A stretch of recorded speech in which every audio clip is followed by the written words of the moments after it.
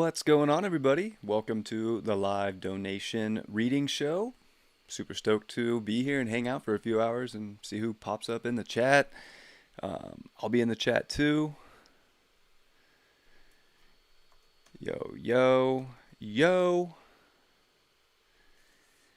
Yeah. Maybe talk about some things, hang out. I don't know. We'll see what happens. We'll see who shows up, who's interested, and if not, hey, we'll just hang out for a little bit. So, see if some people join now that we're live on YouTube. Definitely could talk a little bit about astrology, all sorts of stuff. I don't know. See how many people show up in the stream. Heidi, what's up, fam? Thanks for being here. How are you today? Hopefully well. Actually, I know you're doing well. You already commented on a couple things. You're doing good. YouTube reminders. Yeah. Sometimes YouTube comes through. Sometimes YouTube like doesn't come through. You'll be like, I want notifications for this channel, and they'll be like, no, we're too busy sending notifications to other people. It's like,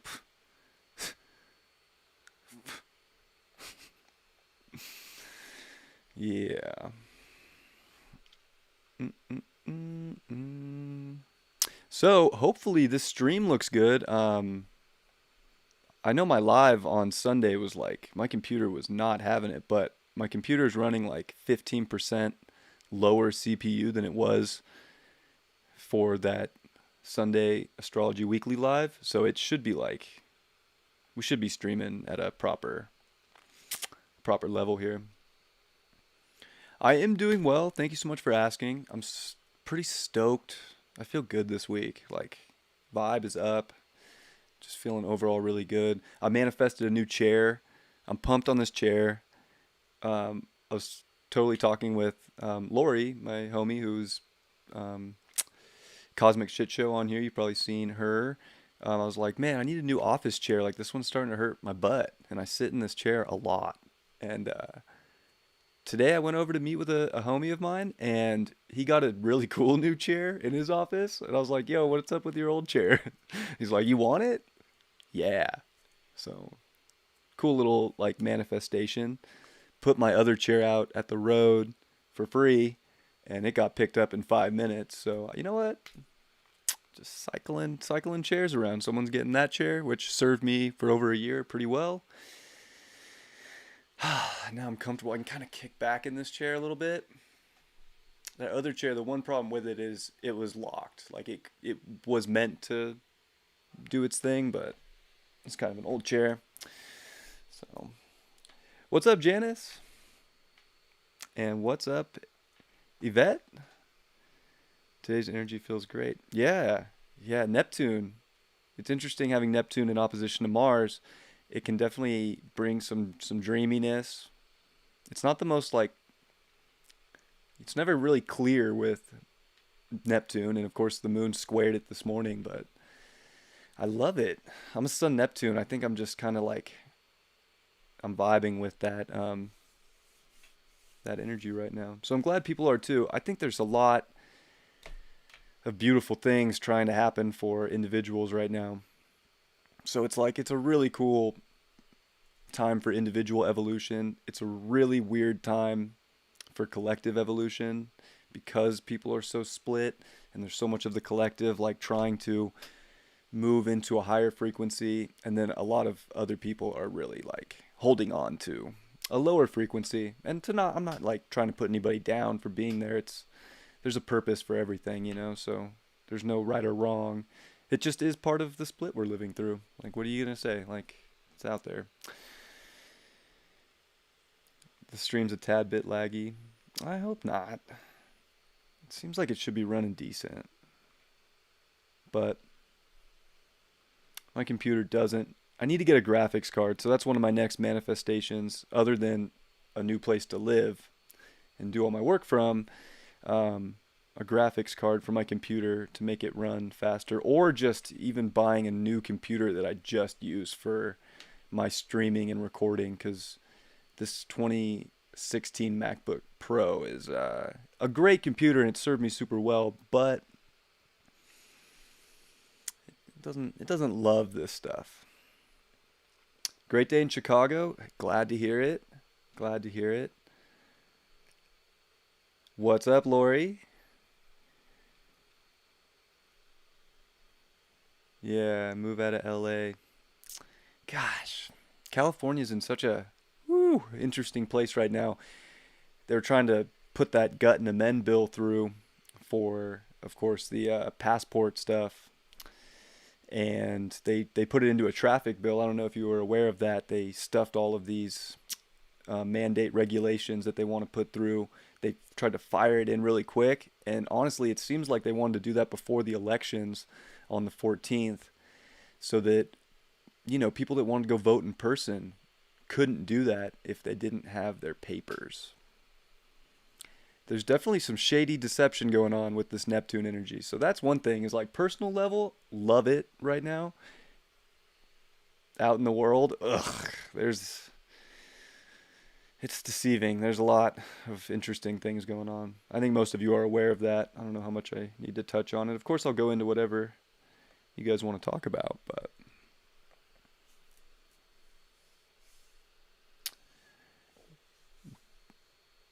Joanna, what's up, friend? Thanks for joining. Good to see you too. So, of course, this is the live reading show. So, if anybody is interested in a reading, I'm sure Lori's not. Actually, Lori, I want to make Lori a moderator on the channel. I'm actually, any of you guys, if you're willing to be a moderator and if you're around when I do this show and you want to like help me with like a list of people that have donated or something, like I'm definitely interested in putting a few people in a position of power.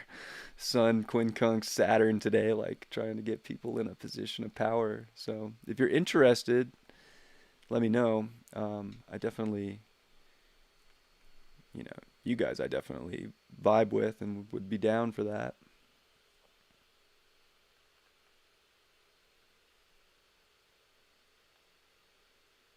Who are you lying to, Neptune? Yeah, I'm always lying to Neptune, I guess. My son's conjunct that mother, that bad mother. In the 10th house, too. So that's, you guys probably like think you know me as much as I get on here, but there's still something about my public image that is very like Neptunian.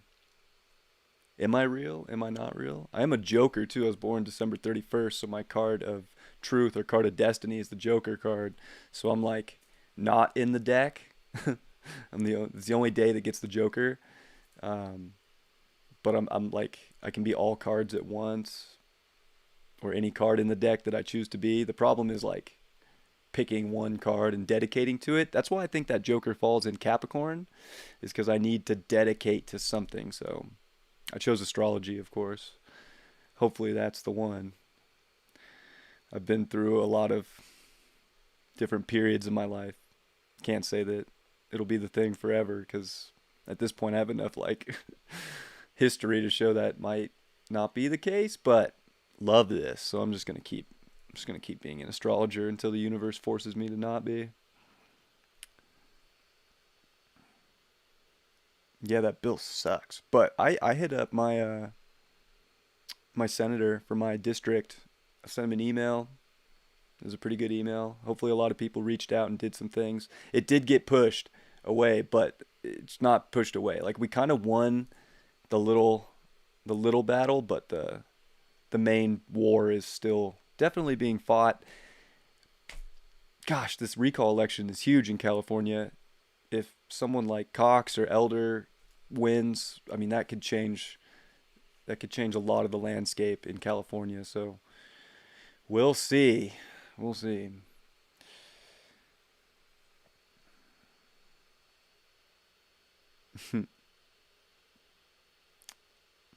Yeah. I am the wild card, but I'm also like the Joker is like actually kind of royalty too, which is funny. My South Node's in Leo, fifth house. The Joker's kind of considered royalty. The Joker back in the day, the Fool was the only one that was allowed to make fun of the king or the queen. So Got a little status. So that's the thing about the Fool too, is he can be kind of a little belligerent and think he has status over people. I try not to. I don't think that way. My North Node's in Aquarius, my Moon's in Aquarius, my Venus, 11th house. Like I definitely love people, and I see like the individuality in all people and the uniqueness there.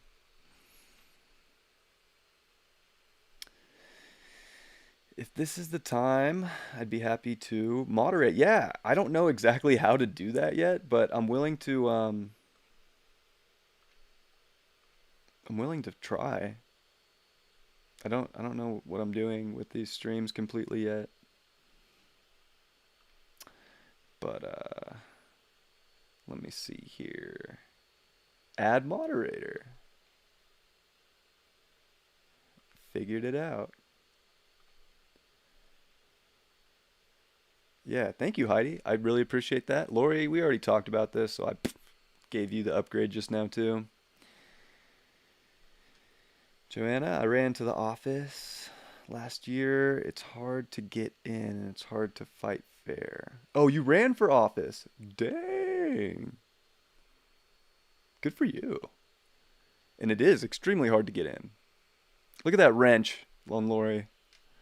Lori's got that wrench. Eater, eater. Yeah, just winging it. We're just winging life. That's a lot of life, right? Just kind of winging it, just doing life, experiencing life. There's a lot to that. It's just, we gain a bunch of knowledge and wisdom. We keep growing every time we have a year. The sun and not all the planets, but the personal planets. Mars takes 2 years, of course, but Venus 18 months. They go through all the signs. We get these upgrades through all the energy, the 12 consciousness energies, the 12 mystery schools, if you will. We get all these upgrades all the time. So we're always learning and growing in these different parts of ourselves as we get older. So it's dope. Heidi got the wrench. Yeah, super cool that you went for office. Do it again. I mean, you're in Texas, right? I'm pretty sure. Texas is Texas is doing decent. They could always use better people. I'm at the point where I'd rather just vote in like humans rather than politicians. Like, oh, you don't have a background in politics and you want to run for office? Sounds like a good idea to me. I am sick of just the politicians that have been doing it for a long time in particular, but over there, bullshit. You figure it out as you go. I'm a noob too. I had to like click around a few times to even figure out how to give that status. So we're all figuring it out.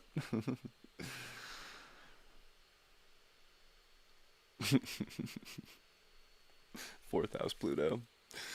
Yeah. I don't know. What's up? Anybody got some cool stories? I mean, I could tell some stories if you want. It is my show, so I guess I should have stuff to talk about, but it's kind of like it's meant to generate some form of income. Like, I'll be honest, like, that's kind of it. But of course, like, it's a good way for people to get an inexpensive look at what could be going down for themselves. So it's unique in that sense. Live, and I can pull the chart up and do that. So, what's up, Lucy? Happy Tuesday to you. Thanks for joining. Andrio, Pisces Sun, Scorpio Moon, from South Africa. Living in interesting times. We are indeed. Thanks so much for popping in. I don't know if I've ever seen your name pop up before, so thank you for joining. Happy to have you here. Nice to meet you. Um, yeah, definitely doing donation readings. There's Super Chat, Cash App, Venmo, PayPal. I have the links in the description below. And then Super Chat's like an easy way too if you want, or there's like those stickers. So there's a few ways to donate if you're interested in a reading. I also have my Botticelli deck next to me, so do the astrology and pull a card and, see what's up.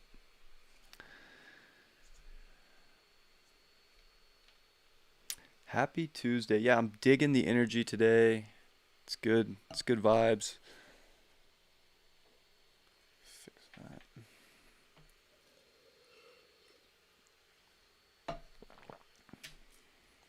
Conversation's good as the moon finishes up in Gemini. And then we get that moon coming into Cancer. It's going to do some like Mercury squares, some Venus squares, Chiron squares, opposition to Pluto. It's good. It's good. Sextile the Sun, yaw to Saturn. Tomorrow is I don't know. I'm like very interested in tomorrow astrologically. So looking forward to that.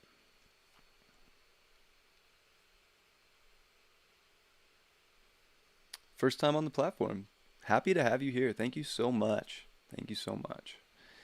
I appreciate anybody who joins and stops by so much. In all my videos, I definitely always start out with like my appreciation for you because I mean, what would this channel be if I didn't have you guys watching it? Like I could talk to myself whenever I wanted, right? That doesn't, that's not nothing.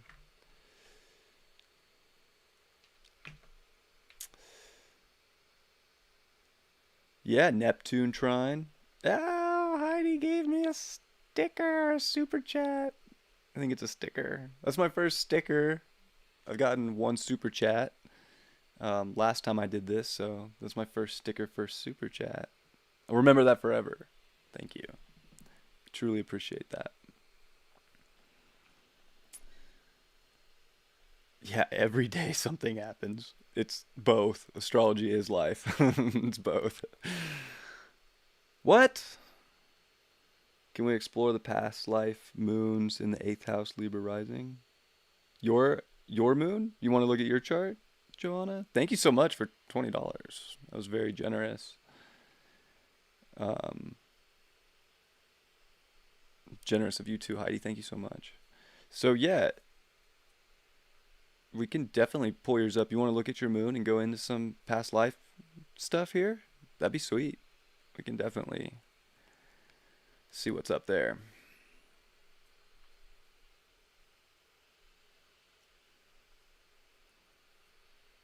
Yes, please. Sweet. Pull up your chart.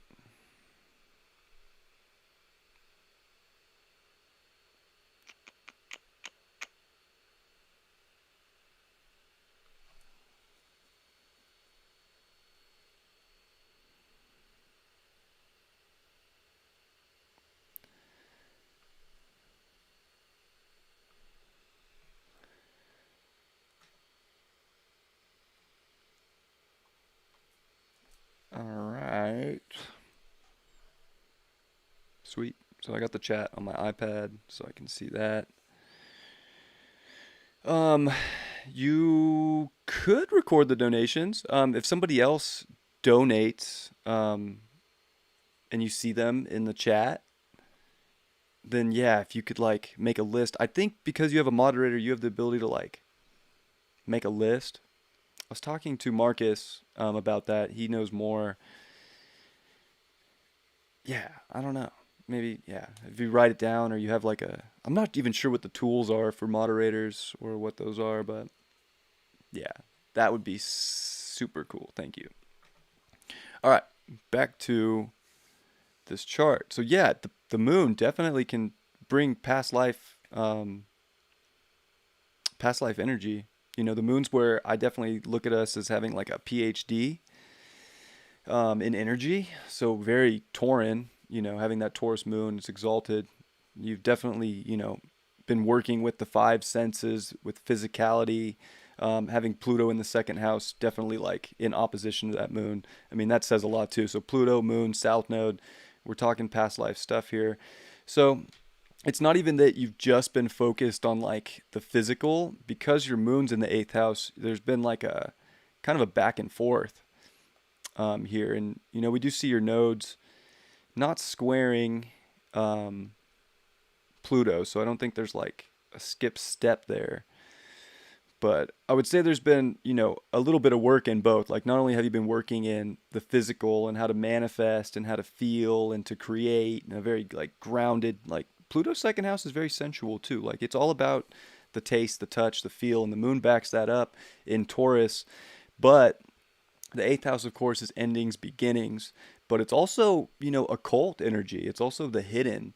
So, I would say Pluto Scorpio, that generation in general, has been working in transformation, osmosis, how to take in information and transform based upon that. You've been doing that a lot, and a lot of it I would say was like very like earth-based magic with Taurus. Um, learning the physical, but also having to like let go of some of the physical things too. So it's almost like Soul's been working on how to manifest and acquire and get things, um, as well as learning to let go of things.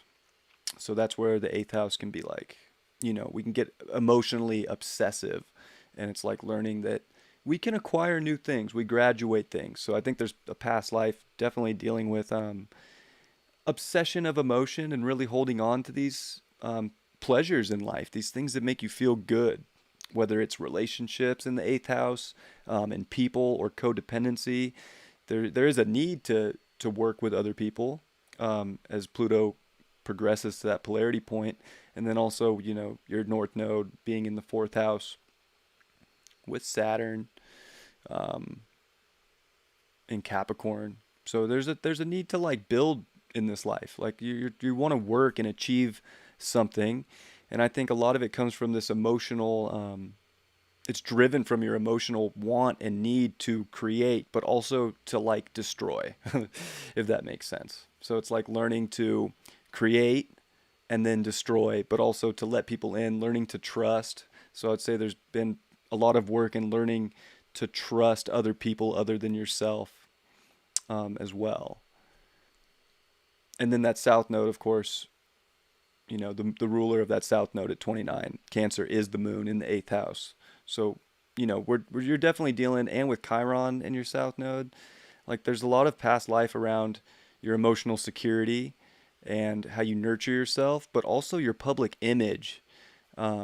Really putting yourself out there for probably these things you wanted to manifest or build, and maybe,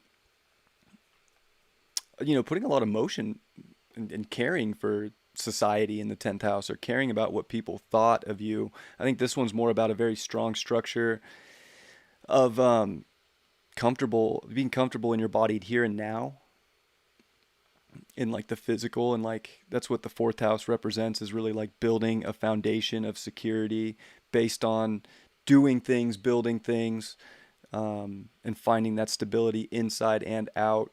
And a lot of that comes through transformations of your emotions and learning to trust and work with other people. When Chiron in the 10th, South Node in the 10th, like probably dealing with some really weird emotional abuse, in the past, from either society, the governments, um, something of power. Like something of power didn't let you probably have the comfort you were looking for. So this life's kind of like learning to find comfort within yourself and be self-sustainable, and then also learning to trust other people in power, which is probably a sensitive, emotional spot there that comes from that.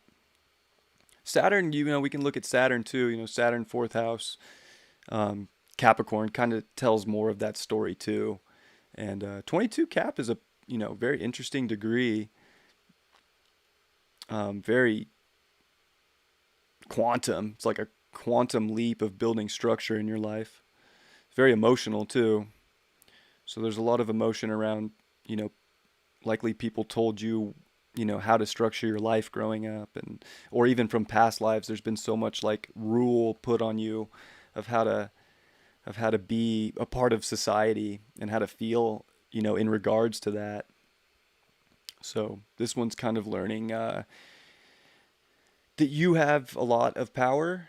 You need to merge it with someone or something. It doesn't have to be just on your own, but at the same time, like that foundation of self is important, so that if you do trust somebody and they don't give you what you were fully looking for, whether they leave or whether you leave or whatever the separation of whatever the thing could be that you get emotionally attached to, you know, that helps you build more strength and more inner security, that will let you accomplish more things as well. So hopefully some of that resonates, with the past life. A lot of it's, very moon related. Venus is your ruling planet, Libra rising. I mean, you definitely are working towards doing relationships, um, with the Libra rising. So, relationships are good. I know we talked, too, when we had a consultation about relationships. So it's good that, you're still, hopefully that's going well, but interested in, that because it's part of, your identity is to relate to other people, to trust other people, which is hard, because we get, very emotionally attached. And if people do us dirty in life, that hurts. But Moon's making good aspects to your Chiron. Like, the more emotional security and self sustainability you have to let things go, woo, you're healing past life trauma and really working towards, um, finding your inner authority and power in this life.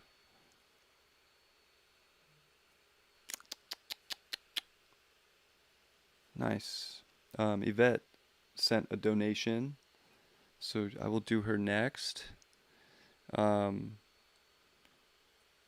what do you think, Joanna? Do you have another question, or do you want to look at something else? Or does that resonate with the past life feeling? You're amazing. I appreciate you so much. Um, yeah, I don't remember what your progressions look like. I know we talked about a lot of transits and progressions when we did our reading.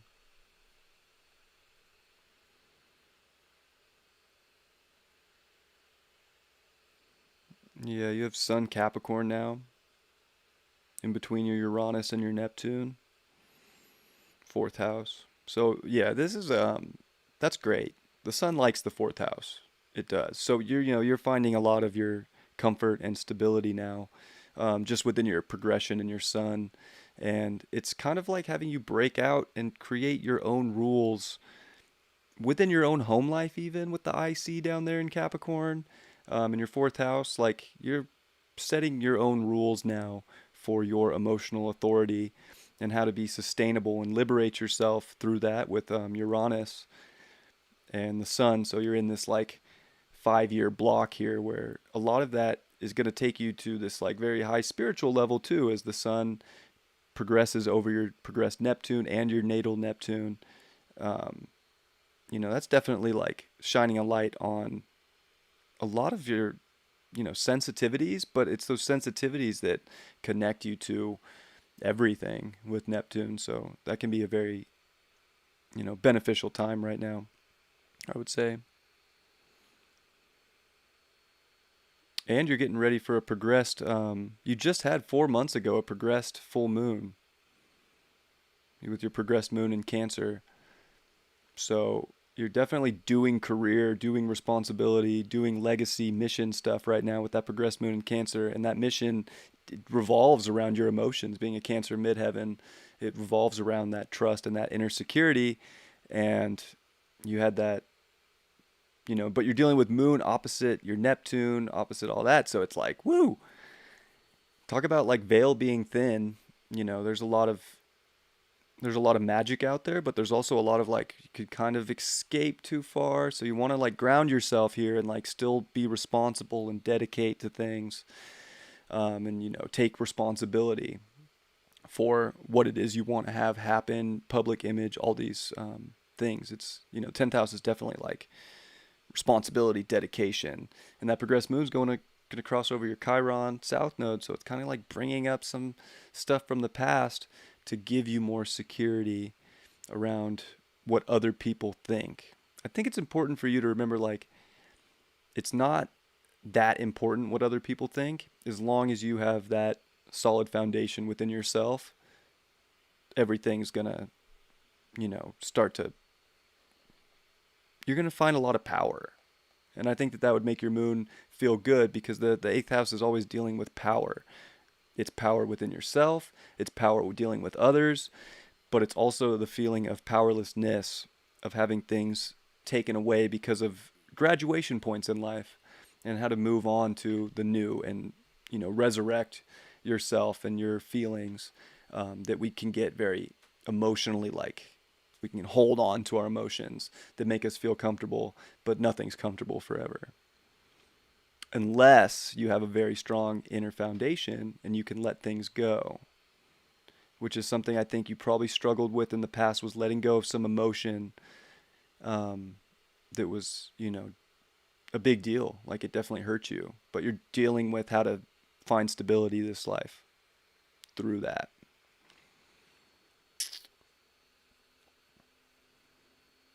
What's up, Jolene? Nice to see you. Hmm.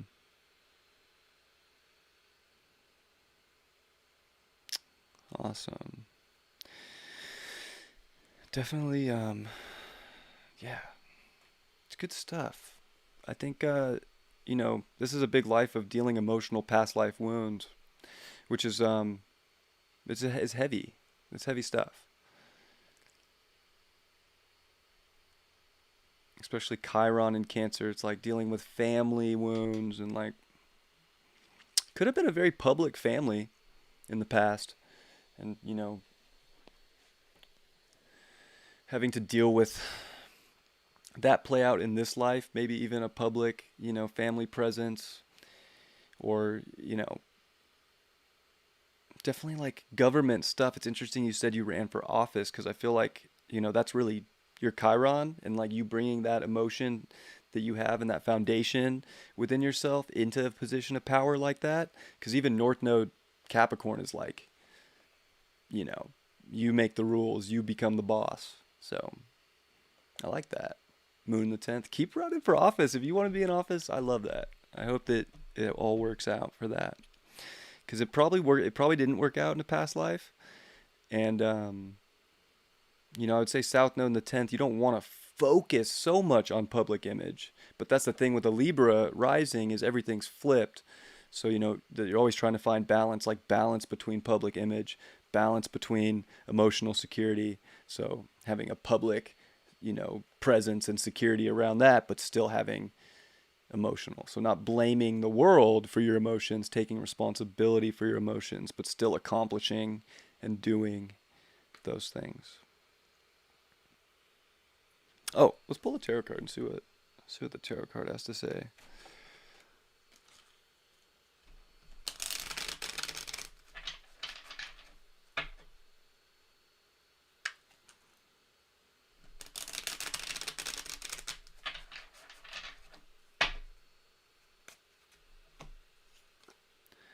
Ooh, death card. It's the resurrection card. And I think that that's a lot of that progressed full moon, is like there was a death in, not necessarily, could have been, a death that came about in your life, but more of a death of an old chapter so that you can move into this new chapter. So it's a lot of releasing of past wounds regarding responsibility, public image, and now I think you're resurrecting that public image based off the security that you've come to find and grow into your life now. Of course, you had your Saturn return, so you're already another like big level up in your own, sense of growth. That's like the big grow up moment. So it's like you're kind of really an adult now, and now you have the foundation and the lessons and the things that you've learned in the past, and you can let the past go because now it's on to this bigger mission, that is the resurrection, that is the new life that always comes from the death card.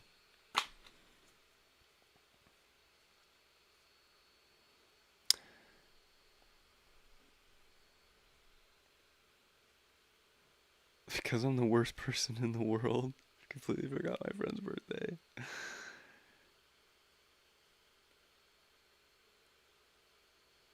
He will accept a forecast reading and gave me his deets. Oh,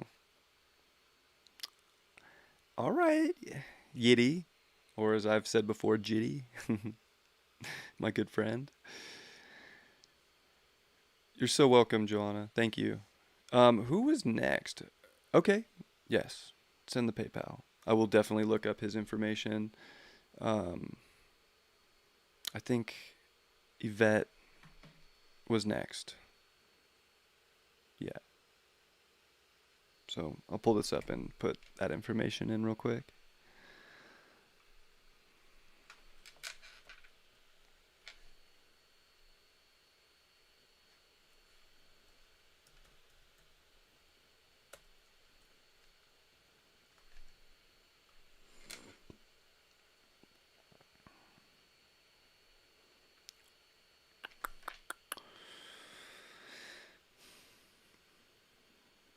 Three 77.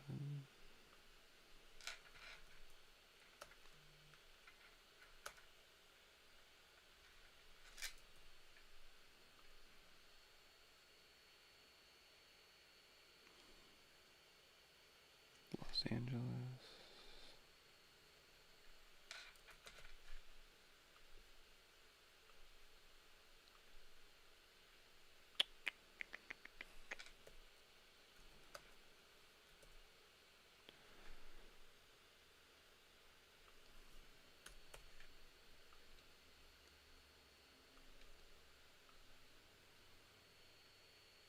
3:22 p.m.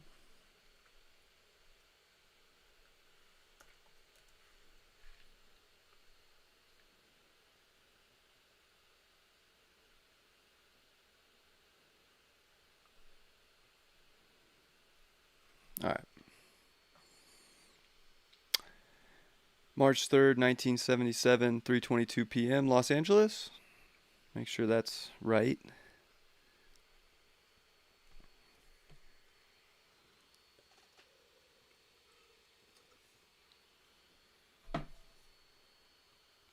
All right, sweet. So you did ask, lessons do I have to learn with Saturn and Jupiter in my seventh house, facing my reality? So Jupiter transiting your seventh. Saturn's also going to be transiting your seventh. So you're, definitely going to be dealing with a lot of other people stuff. I mean, starting with that seventh house question, like you do have Mars, of course, in your seventh house, Mercury seventh house. The sun's right on the cusp. I mean, it's this is a big time where Jupiter is going to show you a lot about the people you want to keep in your circle. It's showing you a lot about the reflection of self in the seventh house too. So trying to find balance through extremes when dealing with other people, which is interesting to just look out at the world. Like I'm sure, especially in LA, like there's a big mix of people in LA, and especially now with the way things are split up, um, it's getting blown up. So Jupiter is an expander. So Jupiter, when it's transiting a house, like yes, Jupiter can bring good luck and abundance, but a lot of the times Jupiter is just like blowing that area of your life up and like magnifying it. So you're seeing a lot, and it looks like this big expanse. So it's this big expanse of dealing with emotion of other people and how that's going. It's dealing with a lot of your mind too. It did retrograde on your Mercury, and Mercury rules your 11th house. So that's more people and society stuff that you're having to understand. But I think it's, Jupiter shows you a lot. So it's what you do with everything that's showing up and how do you grow from that? Because Jupiter definitely wants you to grow as well into that place. And then kind of working the midpoint here of your Mars and Mercury. And Mars is that ninth house ruler. So yeah, it's a big expansion time. I think you're learning a lot about people. You're learning a lot about yourself through people. And then Saturn's going to kind of come and restrict some of that. So where Jupiter's blowing these things up and dealing with relationship matters, it could be some legal matters in the seventh house too, depending on, of course, life that you live. But It could be the justice. Business partnerships too are big too. So, anything that you're doing with other people, that's being amplified. So Saturn's going to come through next year and spend a good chunk of time here, about a year and a half, 2 years. Yeah, about 2 years, a little over 2 years in your seventh. And that's going to kind of like bring some like probably stability, but there's lessons to that too. And that's what you were asking too, is like the lesson with Saturn in your seventh house. It's teaching you the right, dedications to people. So where do you want to be responsible with these people? Where do you want to take on responsibility in dealing with other people, whether it's love, relationships, or just relationships? In love matters, you know, Jupiter is the ruler of your fifth house, and natally you do have Jupiter in the 10th in Taurus. And then that Jupiter's squaring your natal Jupiter right now too. So yeah, yeah, yeah. That's good. I mean, that's definitely lighting up that fifth house. So interesting. I wouldn't be surprised if, potential love matches, or if you're already in a relationship, that's getting blown up to test the heart a little bit. The South Node did just leave your fifth house too. So it's kind of been like you've been dealing with the public and other people and seeing like other people's unique, you know, their unique selves, and kind of like not putting a lot of attention on self or maybe what your heart wants. Well, now that South Node's in your fourth house and not your fifth house. So there's not this illusion of like you can't do what makes your heart happy anymore, especially regarding relationships. So I think it's a big time for relationships for you right now. And of course, the sun is in Pisces for you at 13 degrees. It's going to have Jupiter come over that next year, and that rules your identification, yourself. So a lot of expansion of what you really want and what your heart really wants and desires is playing into relationship aspects in your life. So it's also decisions. And when Saturn comes into the seventh, it's a good place for Saturn, because where we can weigh things out in the seventh house and like try to find the balance in extremes, Saturn can make decisions about relationships. It can be the greatest diplomat when it comes to matters of your heart, which you're going to have, also at some point square your Jupiter in your fifth house. So you're going to be definitely like having to make decisions based on what makes your heart happy regarding other people and the connection. Just having an Aquarius seventh house, you know, are people do people fit into your unique life, into your unique, your kingdom, your queendom with the Leo rising, and that identity. So definitely dealing with who fits into your world and who doesn't. And instead of like shying away from your creative potential, you do have Neptune in the fifth too. Your heart, your creative potential, like right now, your Jupiter is getting activated, the ruler of that house, big time. So you're having to, and it's with squares too. And I love squares because they make shit happen. So trines are kind of like harmonious and chill. Like squares, you get to make decisions that are going to expand things based upon what's more creative and heart based and brings you more love. And it's regarding a lot of people.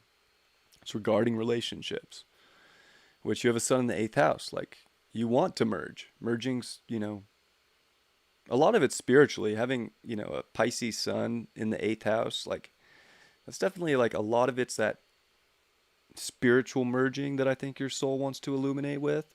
But it's also, it wants to do that with someone else in the eighth house too. And it has to learn like to let go of people if they're not part of the dream. So I think that's something to check out too. Facing my reality. Yeah, I think you are facing your reality in a sense that Saturn is in your sixth house and Pluto's there too. And Pluto's going to go direct in October and start kind of finishing up there. I mean, not really. Like Pluto's going to be in your sixth for the rest of this decade. So yeah, I mean, a lot of this is about working in your reality, facing reality based on what makes you happy in reality. So it's like, yeah, there's mundane, there's like a routine and a physicality to life, but you want to transform that too with the sun in the eighth house into what's going to be more spiritually aligned, as a Pisces, and hopefully what's letting go of the detrimental stuff too, like the slippery stuff, the drugs. I'm not saying you do drugs, but this is just an example like of Pisces eighth house. It can be like going down a slippery road at times. But it's through maybe going through those situations that you ultimately are able to merge with something more, which attracts in the right people, which is probably, if I had to guess from looking at your transits, kind of what you're going through now.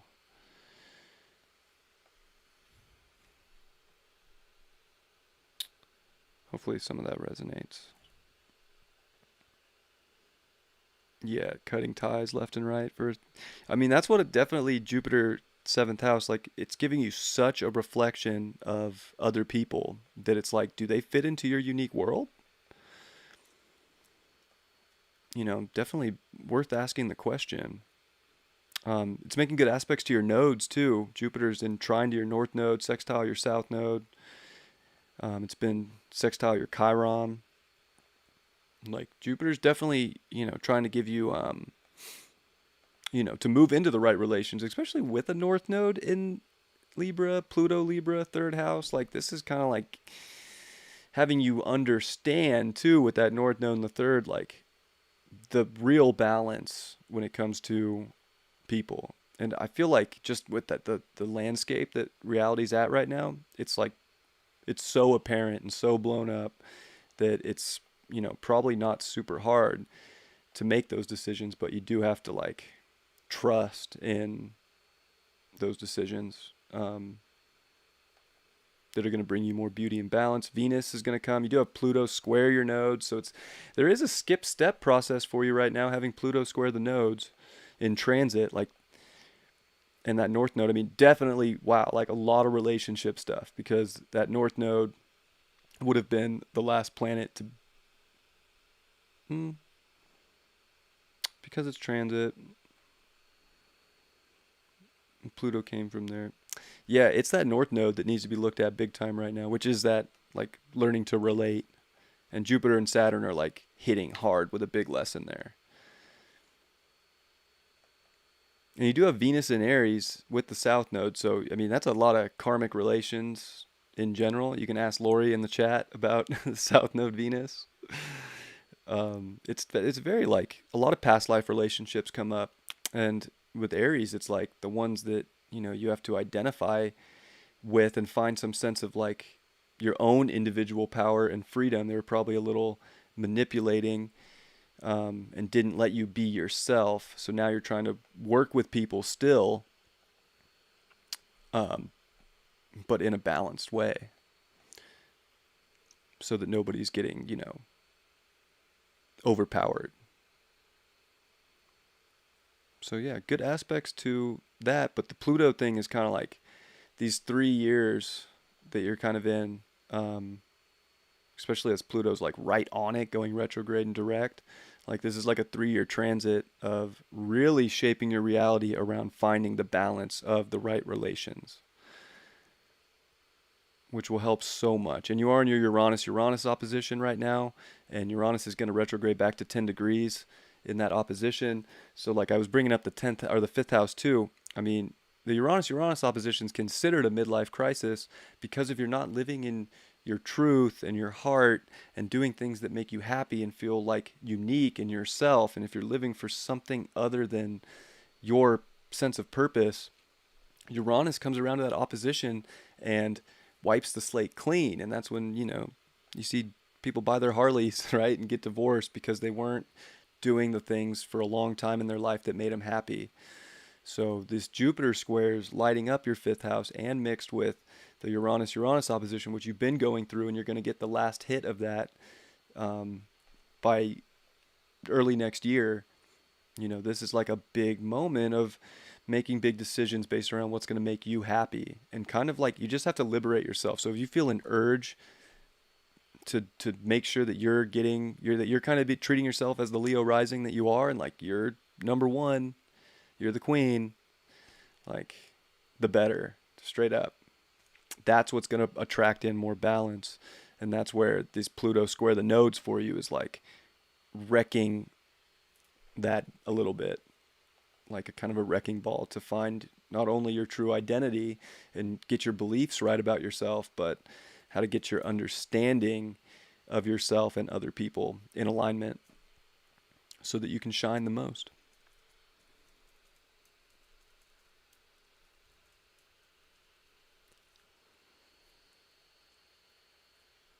Hopefully that resonated. Venus South Node jokes. It's good. It's good. Venus South Node's not a bad thing. It's just like healing the past. And Chiron's even there.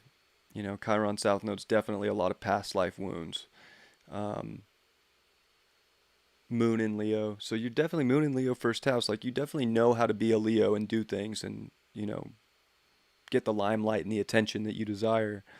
And that's good because that's going to attract in the partners that you have to learn to let go of with the sun in the eighth house, but also that you have to learn to trust too and go through the work with other people through extremes and balance.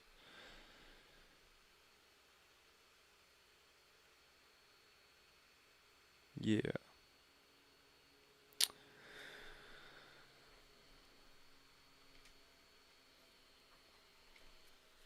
We'll pull a card though and see what else is up with that. Hopefully that helped answer something that you were feeling.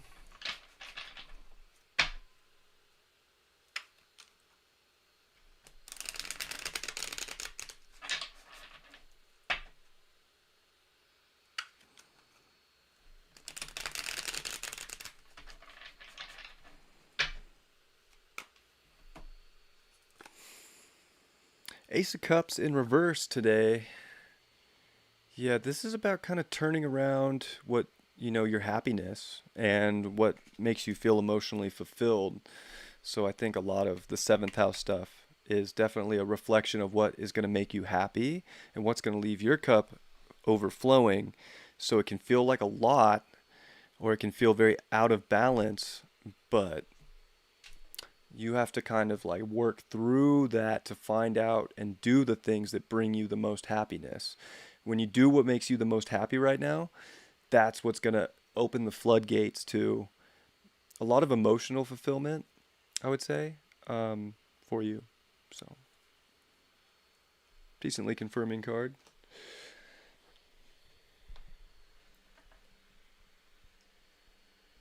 Legally single for 2.5 years. Was married. Been working on relationships, siblings, my son, extended family members. Yeah, lots of relationship work. Make sure you do what makes you happy. It's big to make those decisions right now. And Saturn's going to bring some control. Saturn gets a bad rap sometimes, but Saturn's going to actually lay some concrete in your seventh house when it comes through. So don't be nervous about that. There could be lessons because you're going to have to make decisions, but those decisions help lay the foundation.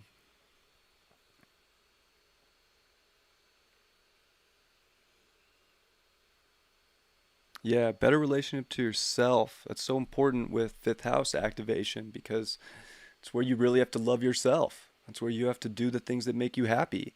And the more your relationship to yourself is firing, and plus you have a Mercury ruled second house with Virgo ruling your second house and Jupiter stationed on your Mercury, that's bringing up your value and your self-worth too. So that relationship to self is so important in doing what makes you happy.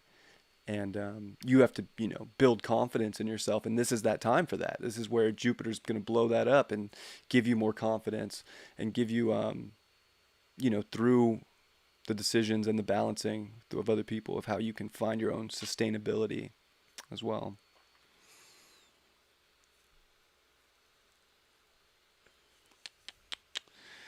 All right. Next up was Yiddy. Is your friend watching, or are you just gonna like screen record? What's up, Shelby? Thanks for joining. I don't know if I've ever seen you on my channel before, so thank you so much for hanging out with us. Truly appreciate that. He's at work. Are you gonna screen record it? I don't know if I can record while I do it. I know you screen record some things.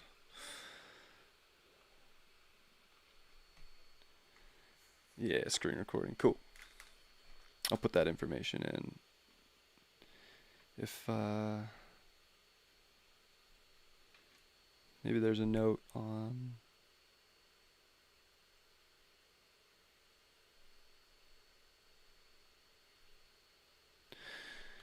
I'll have to go back up and look for the information that I saw you put for him. Alright.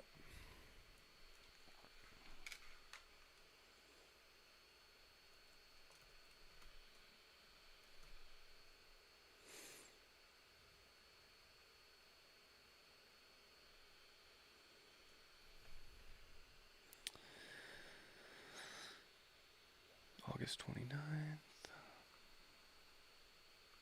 Happy birthday to Jeremy.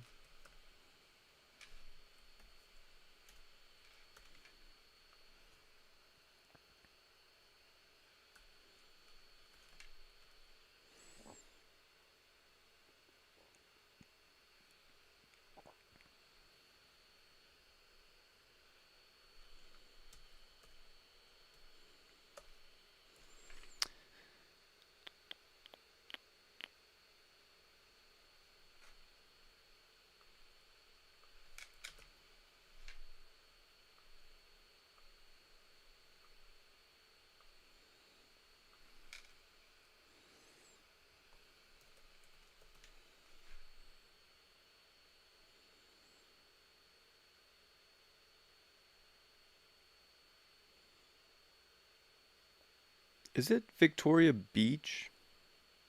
Oh, whoops. Spelled that wrong. Never mind.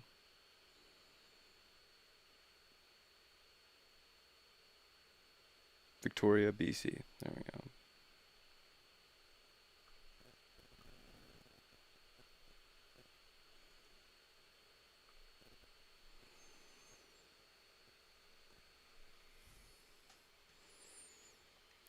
Alright.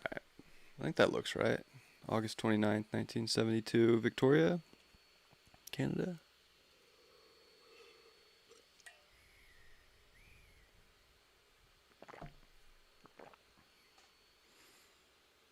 A ton of pressure from family and work.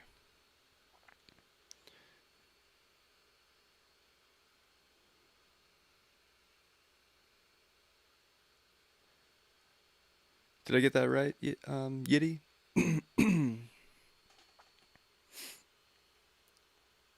8,000 days old. That does sound old, doesn't it?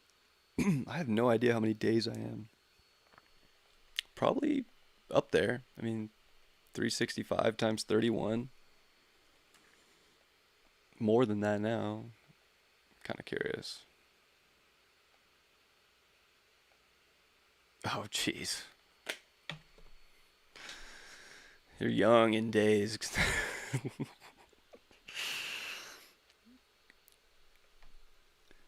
Looks good. Okay.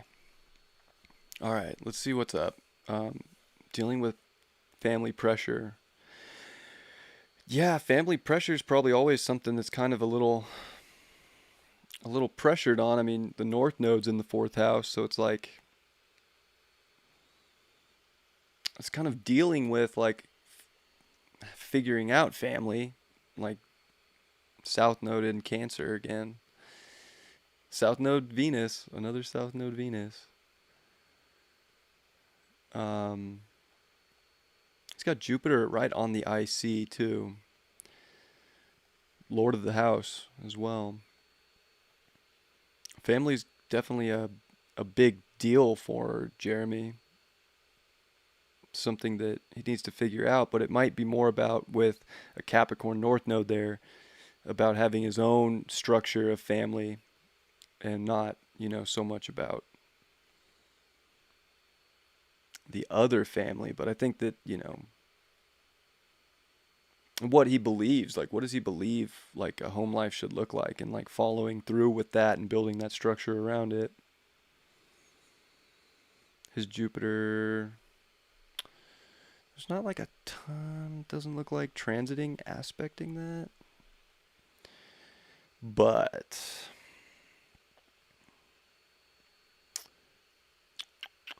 his Neptune is his seventh house ruler, which definitely could still bring up other people, could bring up family relations, and Jupiter's stationed squaring that Neptune, and Chiron's transiting the seventh house, and he's a Chiron native, and having his Chiron return in the seventh house.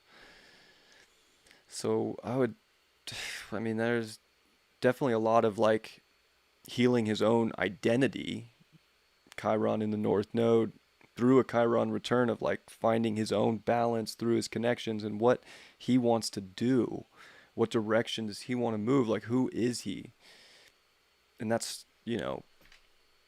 kind of hard to have a Chiron Aries seventh house because it's very flipped, where it's not only learning self, but I mean, it's really dealing with how to heal through other people and those ties to other people.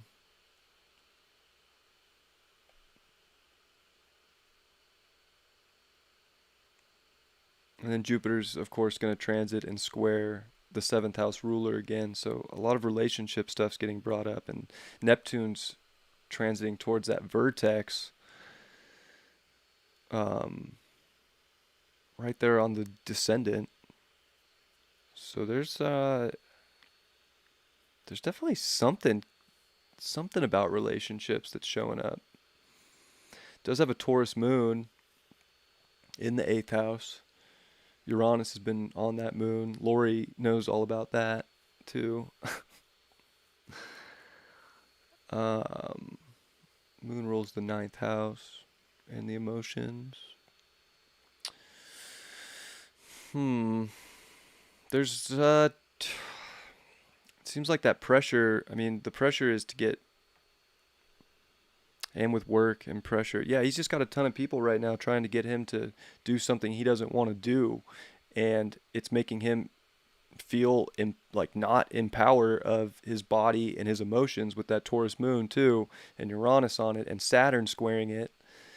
And that moon also rules the 11th house. So, I mean, it's not only dealing with relationship stuff, it's dealing with society and the pressure of how to fit in when he doesn't want to fit in. He wants to do his own thing and be his own person. And people are, this is a big test if like he's going to follow through, I think, with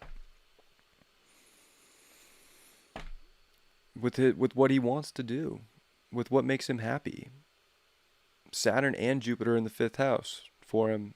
Jupiter just came back in there, so he's having to like again test courage, test heart right now, and Saturn's bringing that restriction, squaring his moon, so he's feeling so much pressure that people are trying to force him in a direction that isn't vibing with his own heart right now.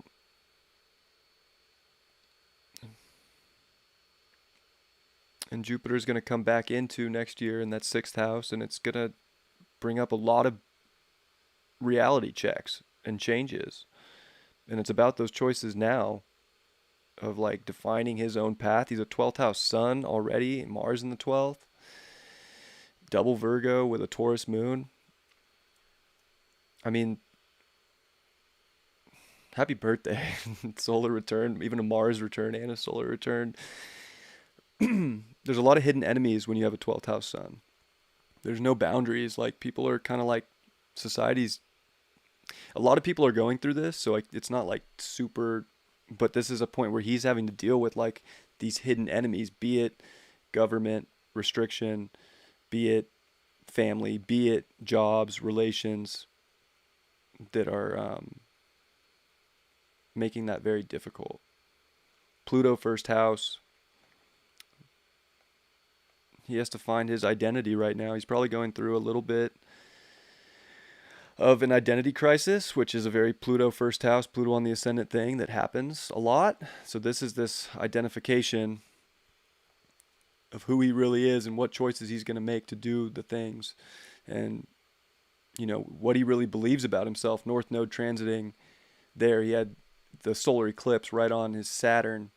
Saturn rules the fifth house too. I mean, this is having to make the biggest decisions he's probably ever made when it comes to career, when it comes to his responsibilities, his family, and if he's going to follow his heart or not, and trust in a lot of it's his spiritual connection.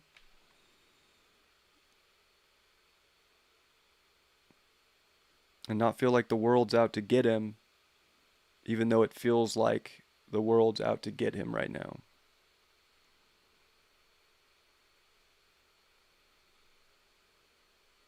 But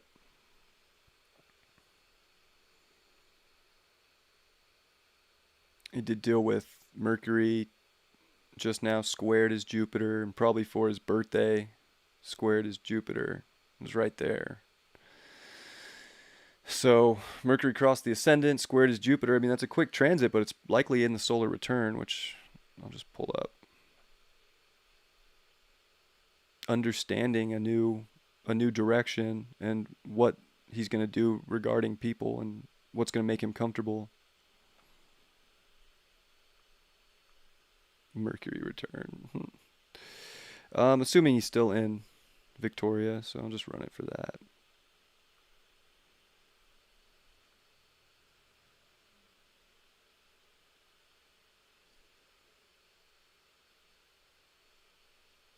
Yeah, Mercury squared Jupiter, exact. Knew it. Right on the ascendant. So that's good having that. That's with the natal chart. Let's see what it actually looks like. Kind of curious. Yeah, Leo rising. Again, I was talking about that fifth house. This is a year, a solar year of like really learning how to embrace your heart, embrace that self.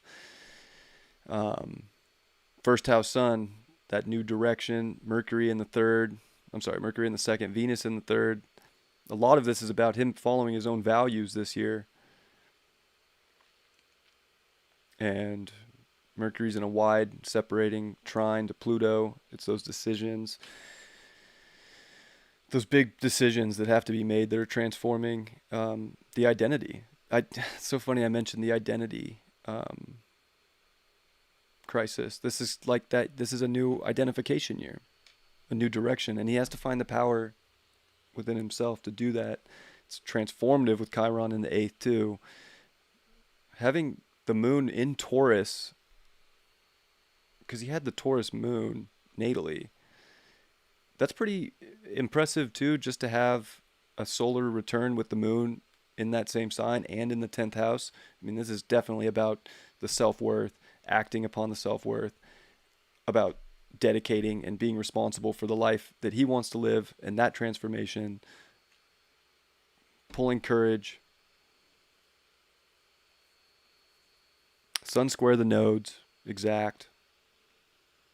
So this is a skip step of like who you really are and which path you're going to take. And it's all about the dedication. It's all about the path. And do you believe in yourself? Do you have enough emotional strength to make a big decision and follow your heart? Or are you going to be persuaded into some belief of how you should feel from family, South Node in the fourth house, square the sun?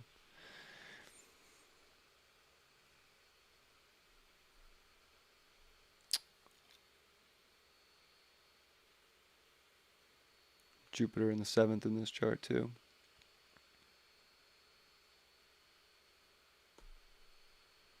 Big decisions about the people and the relationships and the career. And Uranus is in the 10th too.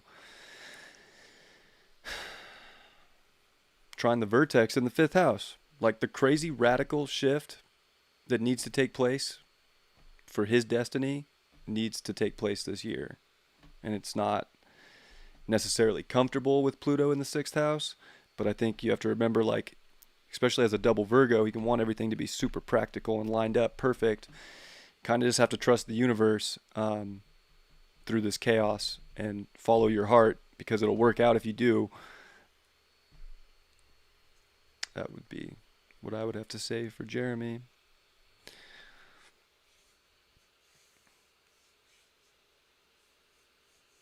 He's very introverted. 12th housers can be very introverted. They like to be behind the scenes.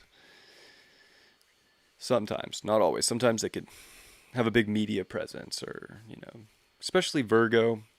Virgos can put themselves out there. Some, would prefer to be more more lay low, and they'll get out there, but they want to like have it all put together first. Heidi with another $20. You must want. Maybe you want a reading. Thank you so much for that sticker. Yeah, hopefully Yiddy, hopefully he enjoys that and it helps give him some confidence to make a big, powerful direction for himself and to hold the line.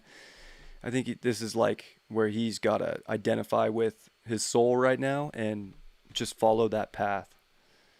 And it's going to work out. It always will. But you don't want to be doing things right now, especially that you don't want to do just because of society or people or family. Like, whatever you want to do, just do it for yourself right now.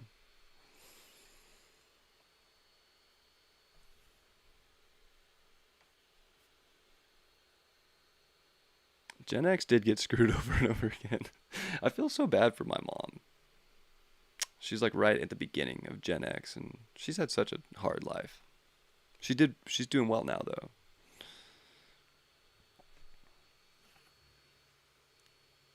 Yeah, Uranus in the 10th. Probably getting booted from work. He's going to have to rebel and do his own thing. And it's good, though. North Node's there. Lilith is there, though, too. So that's probably the biggest fear for him right now is his career.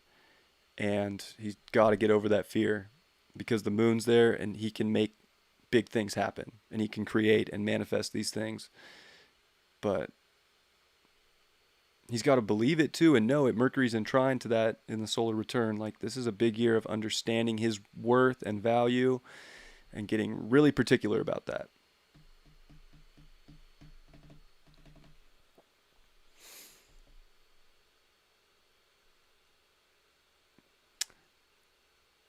You'd love a little general reading? All right, Heidi. I would love to do that for you. Thank you, Shelby. Appreciate that. That one just kind of fell into place. I hope Jeremy appreciates that. Thank you, Yiddy, for sending him my way, even though he's not here and busy. Happy birthday, Jeremy. Wishing you the best. Heidi, I have Heidi's chart.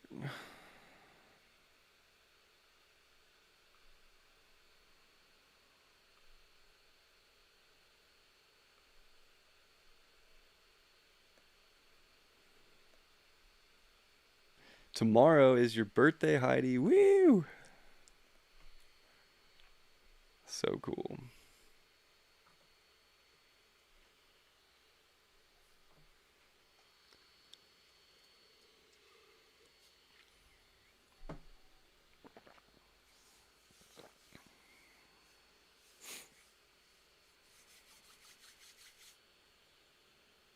So funny, we just had a reading, and for whatever reason, this chart feels so foreign to me. So that's good. We have things to talk about.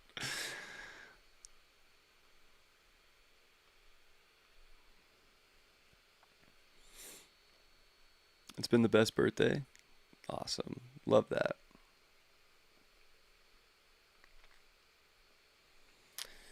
Well, I know we talked about your solar return. Let's see if I can find something interesting that we didn't just talk about.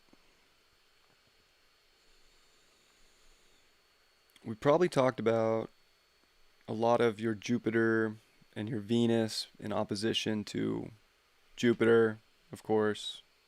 That's happening a lot right now, currently going through that.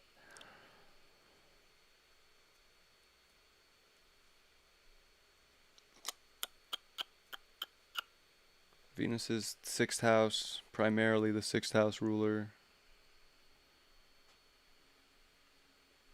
Yeah, I mean,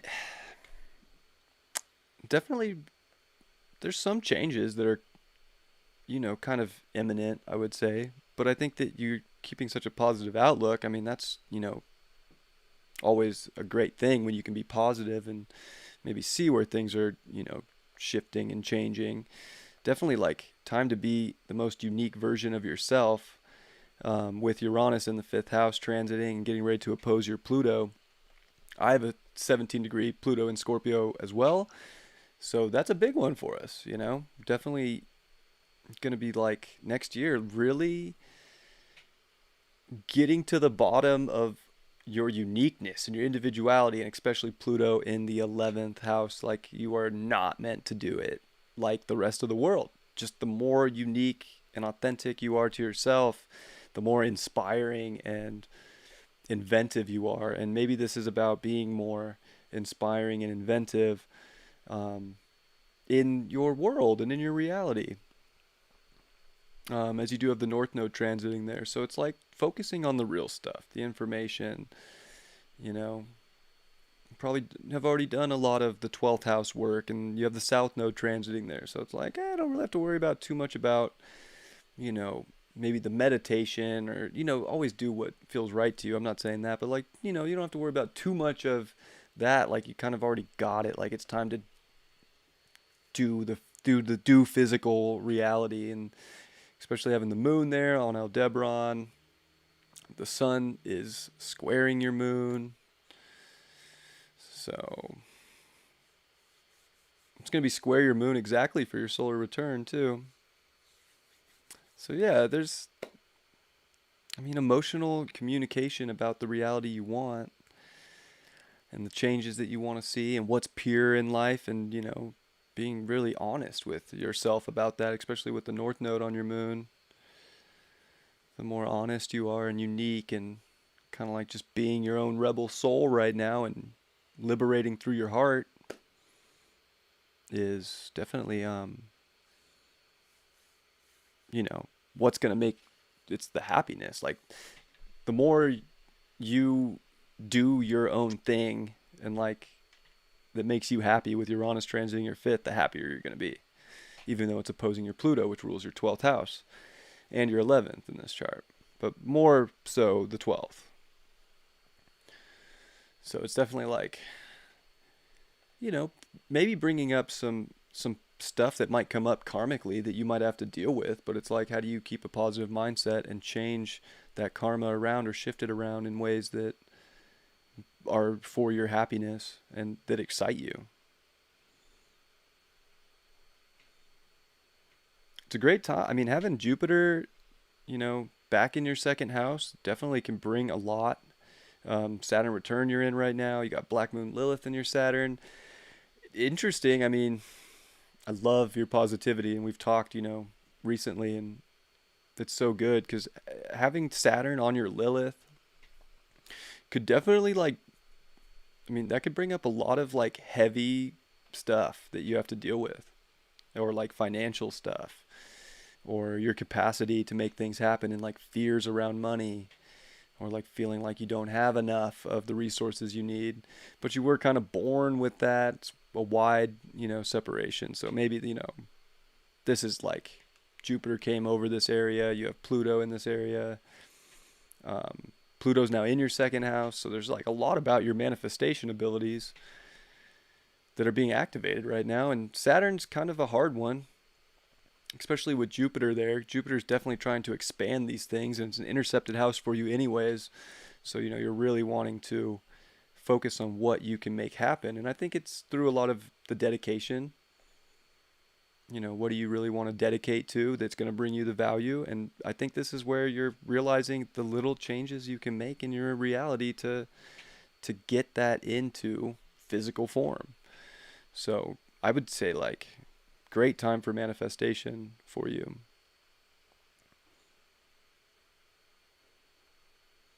Venus just came into your 10th house. That's sweet. Let's look at your solar return. I'm like pretty curious. I know we just looked at it, but for whatever reason, I don't remember it very well. Are you still in Kitchener? Where are you going to be for your birthday?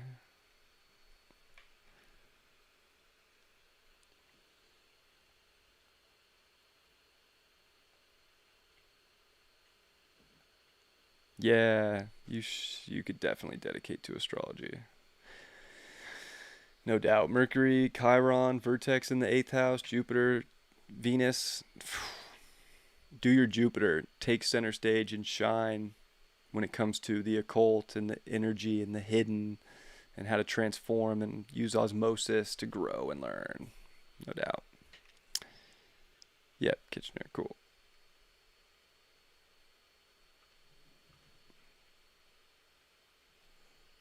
Happy solar return at 9:36 p.m. on the East Coast. Aries rising. Power, the power of the Aries rising. Yeah, you want to be powerful. Definitely dedicating to a lot. Saturn in the 10th, Lord of the 10th, with, Jupiter in the 11th, Sun in the 5th. Like I was saying about, it's interesting that I was looking at that, you know, that Uranus transiting your 5th, and I was like, that just seems like a big deal right now. And it is. Like, you definitely want to do 5th house stuff, your creative passions, your heart, what brings you love, joy, fun. But then there's these big dedications with Saturn in the 10th, and like Saturn is in quincunx to your sun. So it's like, all right, like there's definitely moves that, have to be dedicated to, and it's the ones that make you happy. And you got the Mars opposition to Neptune. So I mean, that's great if you're following the subtle aspects of life and not pushing too hard in directions, kind of like I mentioned in the daily horoscopes. um, there's like this, there could be some blindedness to like what's real, but you know especially with Neptune in the 12th house right there in opposition. Interesting too that like you have Mars in the 5th but Neptune in the 12th. I like that, even though they're in opposition. So matters of the heart and what's the creative aspects of life right now are gonna be, you know, big. A lot of unseen goodness can be found if you're not pushing your ego in the wrong direction. So it's like when things show up that don't feel like they're divine or put in place by a higher power, I wouldn't push for those. And you'll know. You'll feel it, but you can also be a little blinded with Neptune and push a little harder than need be. It's probably to get some like karma moved out of the old. And with the quincunx to Saturn. So this is like dedicating to your happiness and what brings you excitement and love and being creative, and Venus in the 6th and Mercury in the 6th house, like understanding relationships, but understanding the physical aspect of what makes you happy, brings the aesthetic of reality. Is everything like fitting into a way, into a place that, is beautiful? And if not, being able to make those changes to get it to that point. Moon in Gemini, just like your natal moon. Interesting too. We just did another solar return earlier.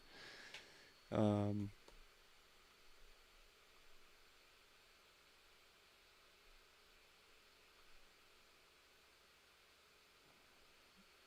yeah, having the moon in the same sign as your solar return, that's, pretty rare, actually.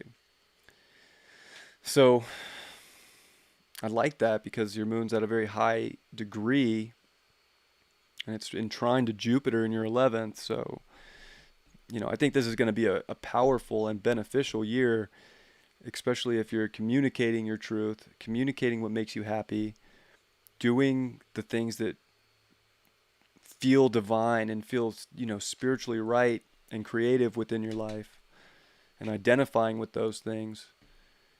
Like there's big doors that can open up within society. There's, big doors of just opening up to the most true and authentic form of yourself this year and identifying with it.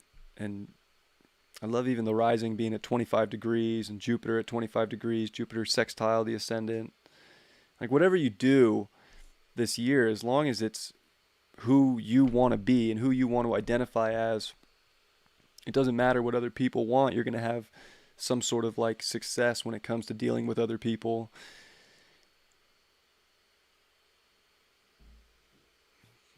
because you're doing it from your heart.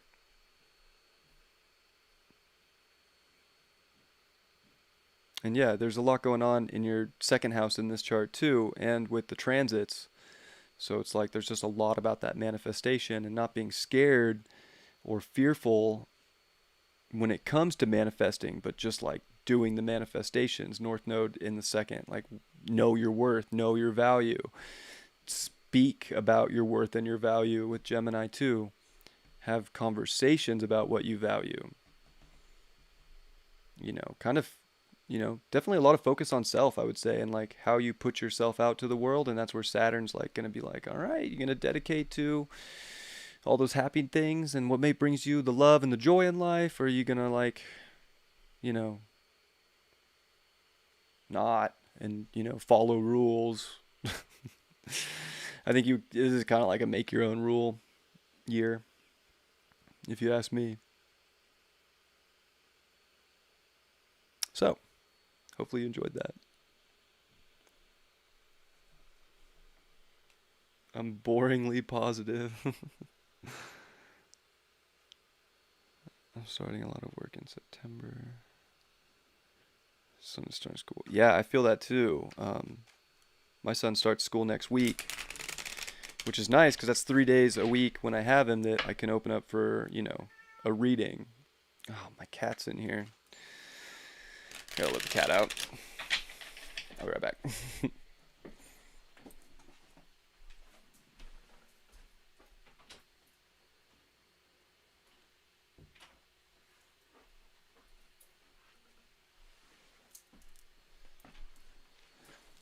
She hides out in here and sleeps, and I just have no idea. And then I'll like close the door to keep like any excess noise that could go on in the house down. Meow.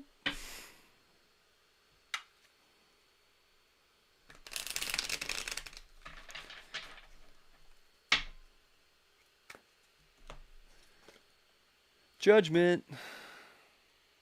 Ooh, Judgment Day, Judgment Year. Yeah, I mean, I would say that like there's definitely a strong spiritual presence that's trying to sound the trumpet for you to do and identify with what makes you the most happy. Um, and to, yeah, dedicate to the work that makes you happy. Do the unique things. Be true to yourself, and listen to those like spiritual calls. Like those are gonna be a big help.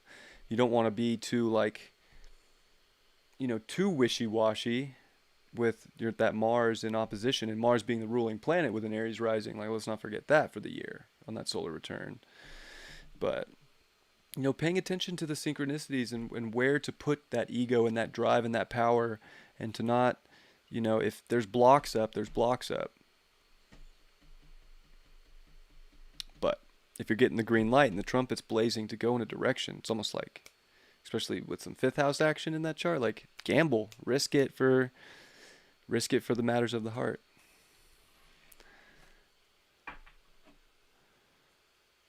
I can feel how full your heart is, especially just the few times we've talked over the last week, whether it's been on here or on Instagram. Like I can just like totally feel the happiness. So love that for you, and I hope that it continues. The more you identify with your happiness, the more powerful you'll be.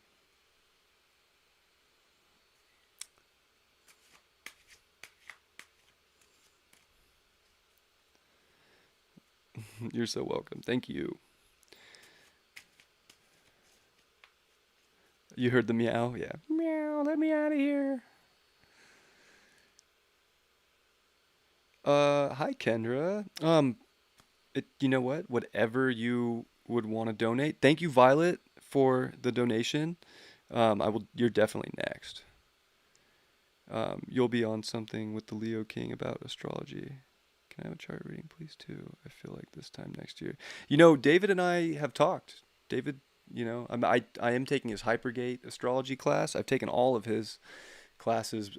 But we've met and I've spoke with David. He's the shit. I fucking respect him as an astrologer more than anybody. I love his work. I think that he's just the realist. I vibe with him the hardest, and I've learned a lot of what I do from him. So yeah, we've talked about doing something. We're talking about some things maybe this year, but he's super busy, so I don't like press on him to do a collab. But when it's meant to be, when the divine time is right, it'll be right. And I hope that that prediction comes true. And I'll definitely pull up a reading for you. Thank you so much for the donation.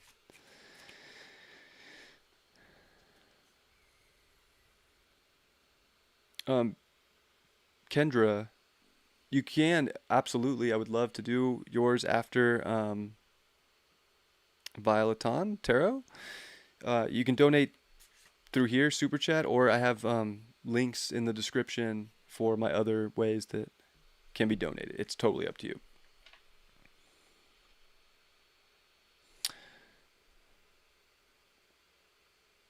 So yeah, Violeton Tarot. Um, I would love to do your chart. I just need some information on it. You might have it in the chat already. I just haven't seen it.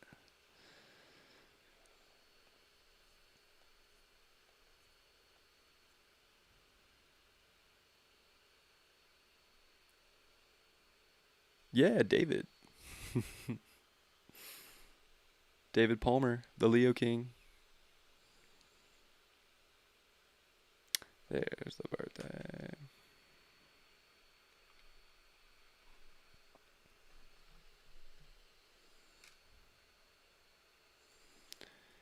August 11th, 1987.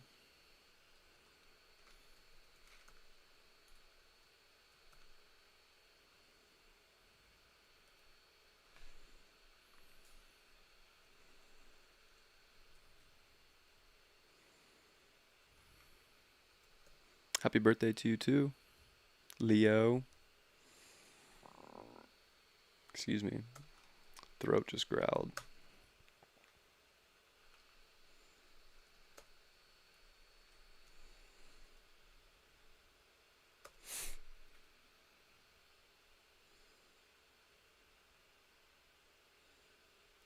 "9:40 p.m.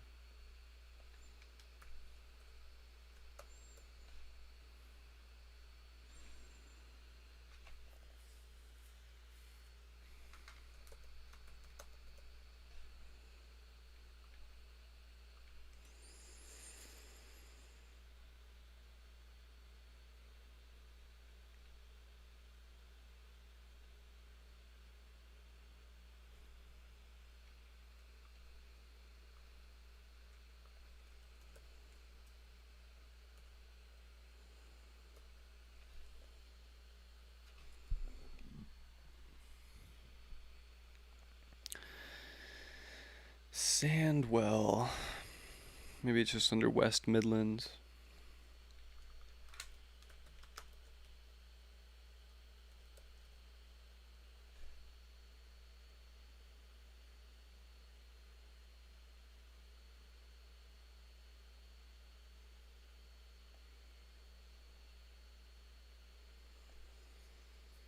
Having a hard time finding it in my software.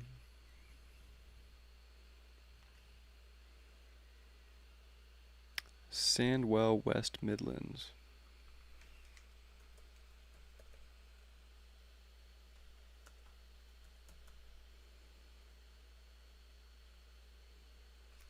Maybe if you see something, you can let me know.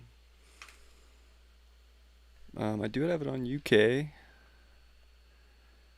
United Kingdom.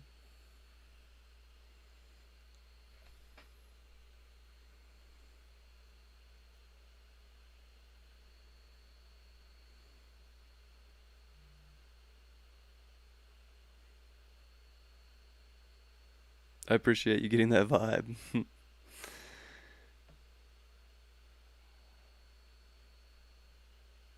Yeah, you should check out the Leo King for sure, Shelby. He's top, top, top notch, in my opinion. I mean, he's just putting truth out and doing astrology at the highest level. been doing it at the highest of levels for years now. So would recommend him to anybody. You can see his daily horoscopes and all the stuff that he really puts out on highvibe.tv. Definitely recommend checking that out too. Yo, Senor GGO.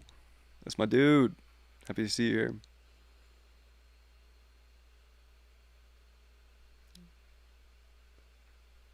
Yeah, for sure, brother. I'm trying to get this for Violeton. I'm trying to get her chart up, but I'm having a hard time finding Sandwell in the UK. I don't know if there maybe goes by another name.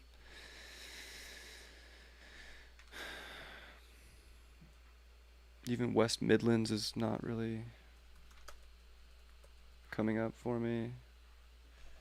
West Midlands. I don't know, maybe if you can... The postcode was B714H7. I don't know if I can enter the... I could try.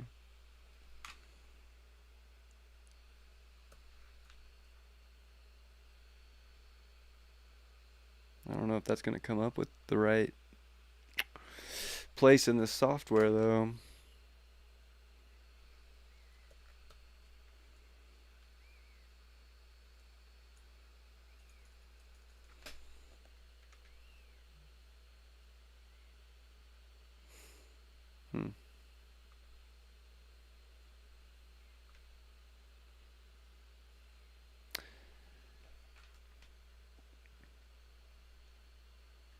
Might be under Birmingham. Okay.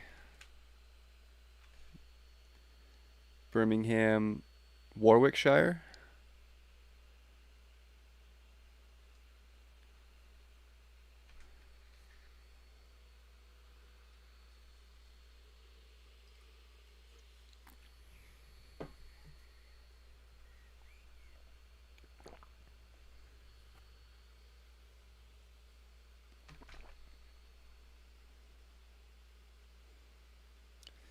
Thank you, Kendra. I'll definitely get to you next. I appreciate the donation. Looking forward to it. Yep, that's it. All right, cool. Birmingham, Warwickshire. Were we at 9:40? Or did the time change? 9:40 p.m. GMT. Does this look correct? It does say 9:40 BST, so that might not be the proper chart. That's it? 24-degree Pisces rising? Cool.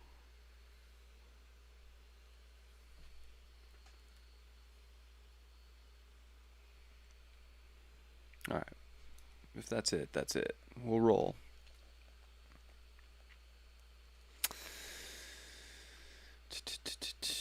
Did you have any questions? Or was it just what I was just something that I see? Can I have a chart reading too? I feel like this time. Appreciate that. Yeah, do you just want me to pick out something, or do you have anything that's a bit like GMT? Okay, good to know. Good to know. I'm just out here in California in the United States. I'm not like a pro with time zones by any means. Alright, well, I'll just get started. If I see you ask a question, I'll try and pay attention to that. Very interesting that Neptune is getting super close to crossing your rising and your Pisces rising, and Neptune's like your ruling planet. That's a big Neptune into the first house. Neptune in the 12th is pretty awesome for spirituality, especially for a Pisces rising. I think it's just like very sensitive, very open. There's not a lot of boundaries. You do have Neptune on your moon right now. Moon rules your 5th house. I love how everybody's getting this 5th house activation that's in here right now. Like everybody's having to like be in their heart. And you're a Leo, a 5th house Leo. Love that. Super cool. With a double Pisces. Pisces rising, Pisces moon. And that Neptune's been in quincunx. It's quincunx your Mars, moon quincunx Mars. I like I like that the planet that rules your chart is crossing the ascendant. I think that this is like activating a new point in your journey, in your identification. I think that you're extremely, especially having your moon in the 12th house. It's no wonder you do tarot. Like you're very locked into energy right now, and I think that Neptune's doing you a huge favor, transiting there right now with your moon. Like this is like unlocking not only heart space stuff with your moon ruling your fifth house and like kind of activating a lot of your fifth house planets just in general, but getting ready to move into a new direction based on the energy that you feel that lights up your world, being the creative, you know, person that you are. And I'm assuming you're very creative. So much fifth house, 12th house moon, Pisces rising. Can't like, I would imagine there's a lot of just so much creative potential there. And this is like, boom, identifying with it, going in that direction. We are, of course, you know, where is your Saturn at? You got Saturn in Sagittarius. Yeah. South Node's been on your Saturn too. Very interesting. Sun's about to square your Saturn. Mars been squaring your Saturn. I don't know why I'm thinking about your Saturn right now, but I feel like that's important because there's something about this dedication of where the heart's trying to progress to right now. And a lot of it is like, especially with your nodes, North Node Aries, South Node Libra, Venus on your South Node, like moving towards what you really want to identify with. And I think it's a spiritual identification too. And like it's that dedication to the journey, to the belief that makes you feel the most authentic to yourself. You have Saturn retrograde. That usually to me is definitely saying like be more Uranus, and you have Saturn and Uranus in the ninth house, like definitely not traditional beliefs, much more probably spiritual than religious beliefs. I have Uranus in the ninth house, and I can say I never vibed with traditional religion. Maybe you felt the same way growing up, and then expanded. And but Saturn in the ninth too, with Saturn in Sag, like could have definitely had like outer presence of a traditional, type of religious backing when you were younger, kind of those beliefs set into stone, and then kind of like having to rebel from those and find more of that Pisces moon in the 12th and more of that Pisces rising of like the ultimate connection to all things that's bigger than just one religion, but the infinite. And Neptune's like blowing that up with no boundaries at all right now. And a lot of that does deal with this heart of yours, and especially everything that's been in all Sun, Venus, the part of fortune. And I do believe that that new moon in Leo was at 16 degrees. So you had that last new moon right on your Venus and on your Sun in your fifth house. This has been a lunar cycle it's just been all about like doing what makes you happy, and probably some shifts too with reality, having your Sun rule the sixth house in your chart. Like definitely bringing up love, passion, creativity, but what can you shift around a little bit in reality to do more of the creative stuff, or kind of make new routines based around that?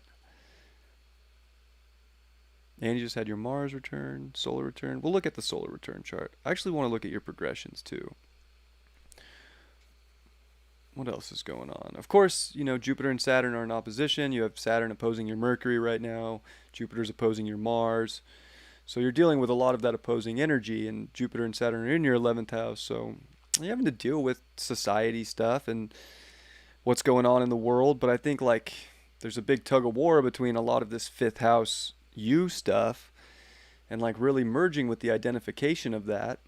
Because even a Pisces rising, Pisces moon can almost like at times not want to just identify with ego, because Pisces can be very, no boundaries. It's the oneness of everything.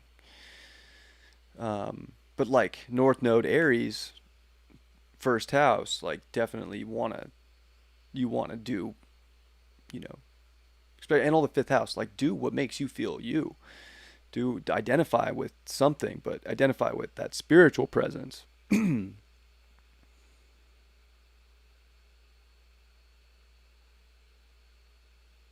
um, Mars rules your second house, and it's getting that opposition right now from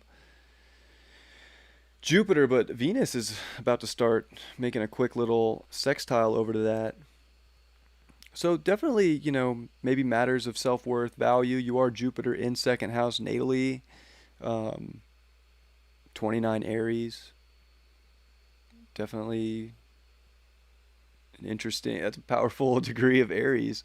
You definitely want to do identification. And the more you identify, the more value you bring in. And that's where a lot of expansion shows up in your life, where your Jupiter's at.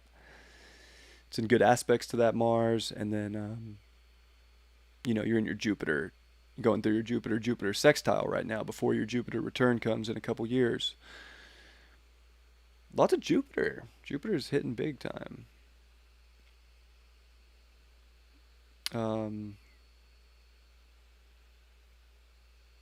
Jupiter does rule your 10th house too. So yeah, it just seems like there's big decisions about money, about manifestations, about beliefs, about your self-worth, that you're having to find a balancing act between people and yourself, and what you really want to identify with. Of course, South Node, 7th house, Libra, with Mercury on that right now, probably dealing with some sort of karmic situation as we speak around somebody you're talking to in life, that you have to make a decision for.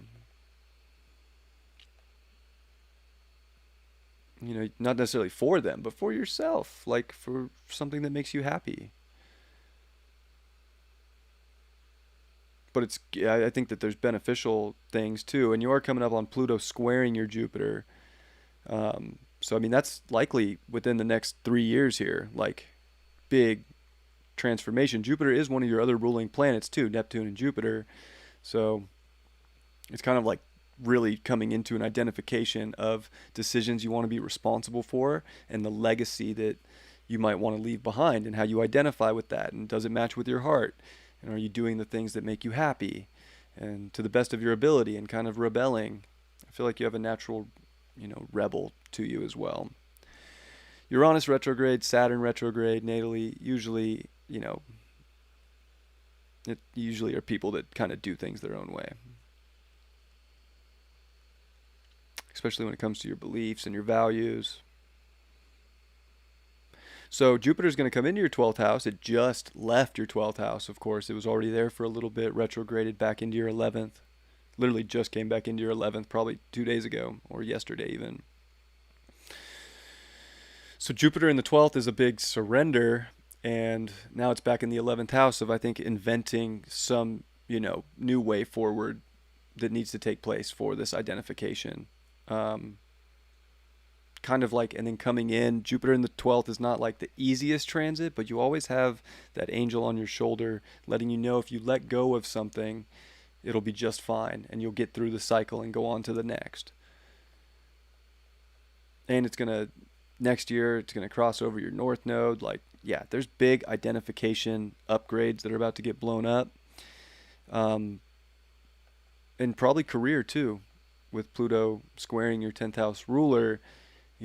Whether it's something, completely leaves so that something else can come in, that might be part of the Jupiter in your 12th house before you get that Pluto square your Jupiter, is like getting in the right space spiritually to make a leap of faith for something that's coming.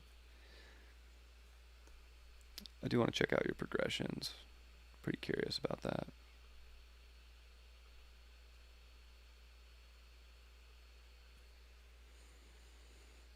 4 years away from Sun coming into your seventh house, the progressed Sun.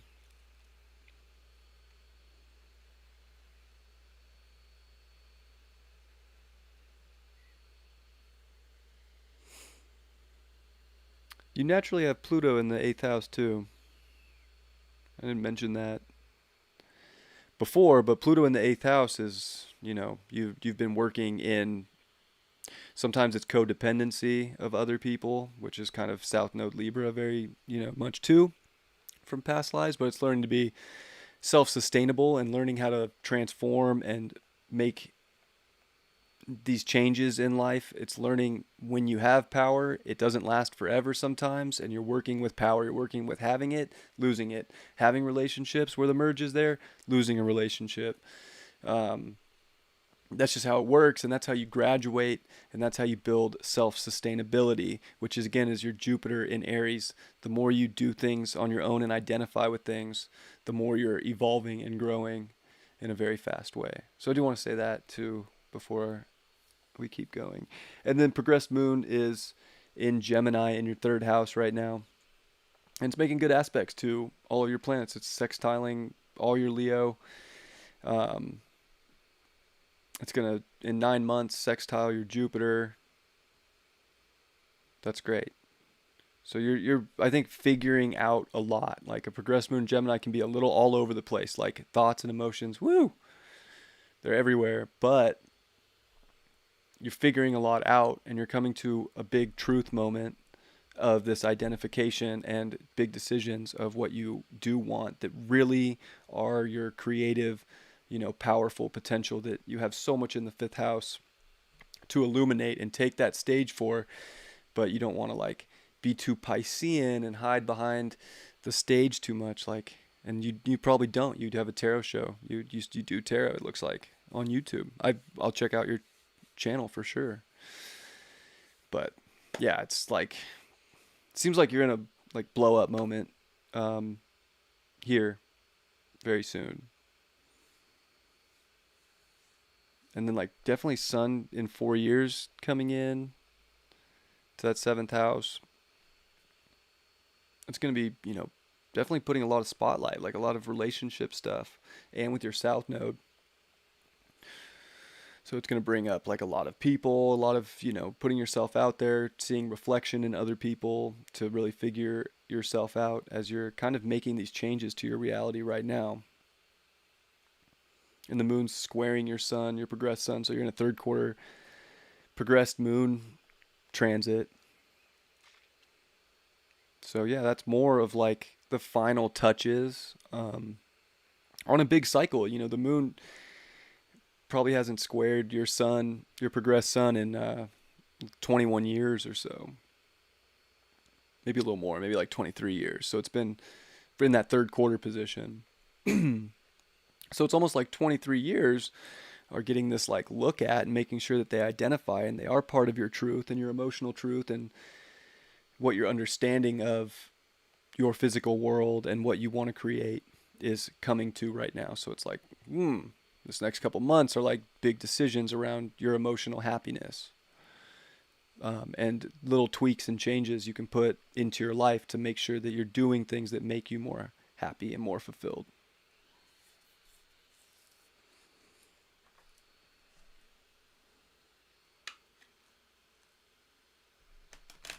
I bet you do love the creative stuff. You're such a creative chart. So much fifth house, moon in the 12th, Pisces rising. Double Pisces Leo, love that.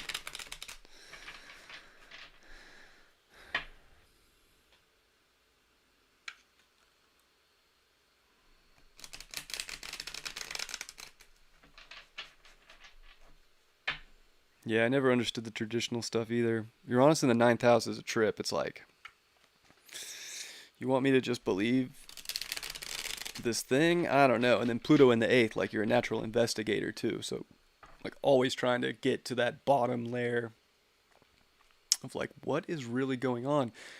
Pluto in the eighth, like you've been working with tarot and occult practices for a long time, or astrology or any of that. Like it's not your first rodeo with any of that. So especially moon in the 12th, like you've been doing you've been doing this, working with the with God, with universe, with whatever you want to associate with for lifetimes now, and now it's time to like become sustainable through it as well.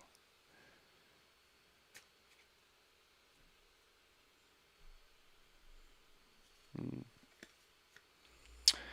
Got the 10 of Pentacles in reverse for you. I think you're on the verge of like that ultimate sustainability in life, but I think there are little tweaks and changes. As we're seeing Saturn start to oppose your Sun, your sixth house ruler. Jupiter is done with that.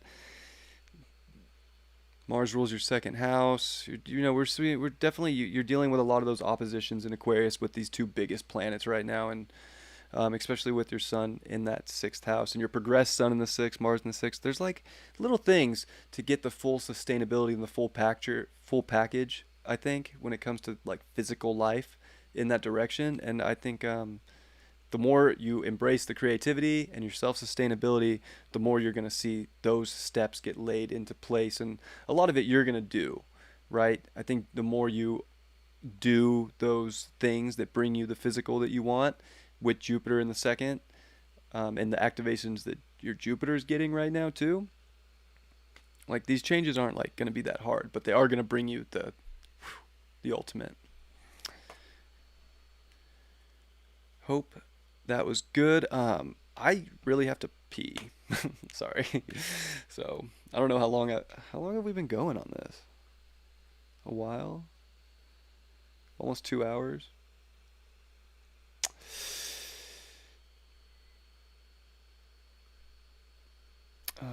Yeah. So I'm going to use the restroom.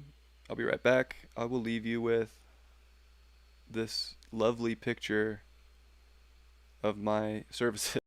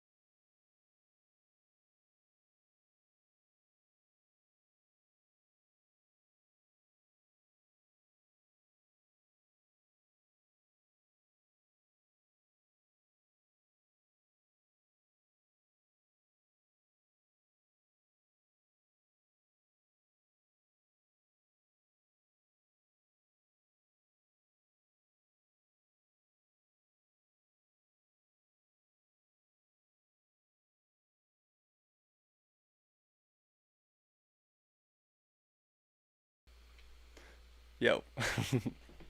Yeah, nature calls. Saw that in the chat. When you gotta go, you gotta go. Like I can't sit here for another, I don't know, who knows how long and go through that. Thirsty though. Appreciate you, Violetan. I hope I'm saying that correctly. Thank you. Um, I think Kendra was up, and then Gigio was asking about a card. I think you guys gotta check out my boy Senor Gigio. One, he has great art, but more his music is so dope. Super. He's always dropping music videos. He works so hard. Does not get the recognition he deserves because he's just that dope. And He's gonna blow up someday, but you should check out his page, Senor Gigio, and see what he's doing. Very conscious, enlightening hip hop. That's so dope.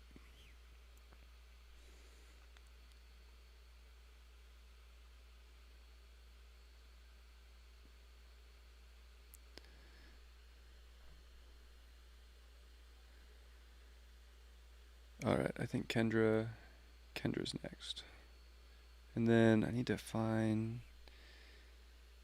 All right, cool. Her information's in Cash App. Dope. Yeah, dude. Check out Senor GGO. And then, yeah, if you want to Venmo, my brother, absolutely, you can be next. I'll go for a little longer. I mean, as long as people want to keep doing this, I'm pretty much down. I have 2 more hours. I have class tonight at 5 with David Palmer, the Leo King. Dope class, Hypergate, by the way. It's really more than astrology. It's just taking a lot of ancient stuff and mixing it with how to get into future stuff, and it's like some powerful. It's really cool. It's $200, and it's like he's already done 4 classes, like over 16 hours worth of content. So I mean, it's a lot of content for $200. Definitely a shout out to him, and if anybody wants to join that, I'll see you there too.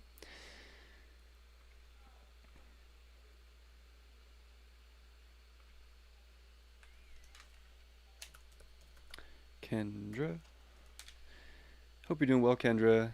I do. Kendra and I met at the Don't Trip camp out when we both met David Palmer there too. So very fun during the solar eclipse in Gemini in June.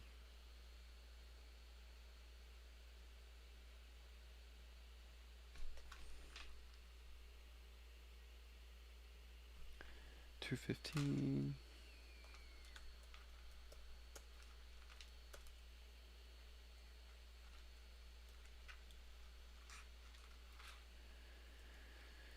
Two 2:34 p.m.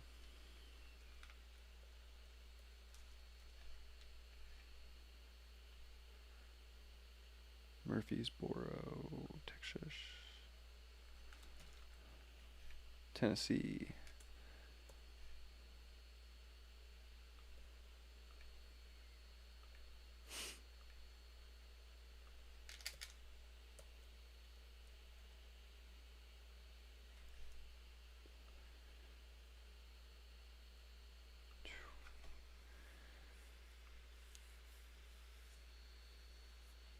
Two, three, four.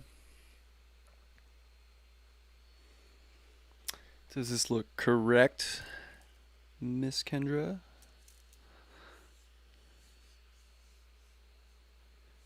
You found it, Senor Gigio. Thanks for the donation. You're next, my brother. Appreciate you.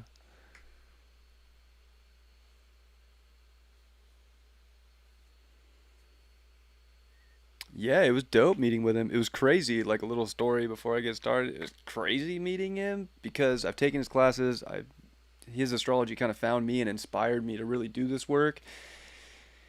And I met him, and he kind of like looked at me funny, and I was like, whatever. And then I said something because he mentioned something about his astrology to them about having a Leo Sun, Taurus Moon, and I was like, kind of in the background, like, yeah, and yours are in sextile too, in fixed signs. That's super weird. Like, talk about rare. That's rare. Not only having the sun in dignified Leo and then the moon exalted in Taurus, but having them in sextile, like what? Like rare shit. But he heard me say it, turned around like a lion, like a cat, and was like, I know who you are. And I was like, what? And he said he subbed to my channel here and watched my stuff, and he said that I do good work, and that was like, wow. I felt really cool. So, a little story time there, and now back to this work.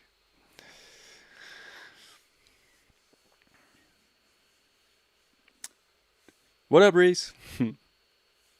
All right, let's see.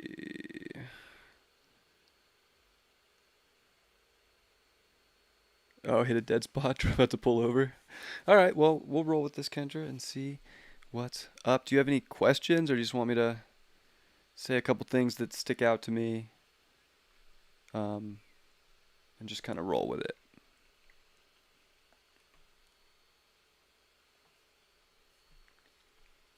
If you're not in a safe position to text that back, I'll just start in a second.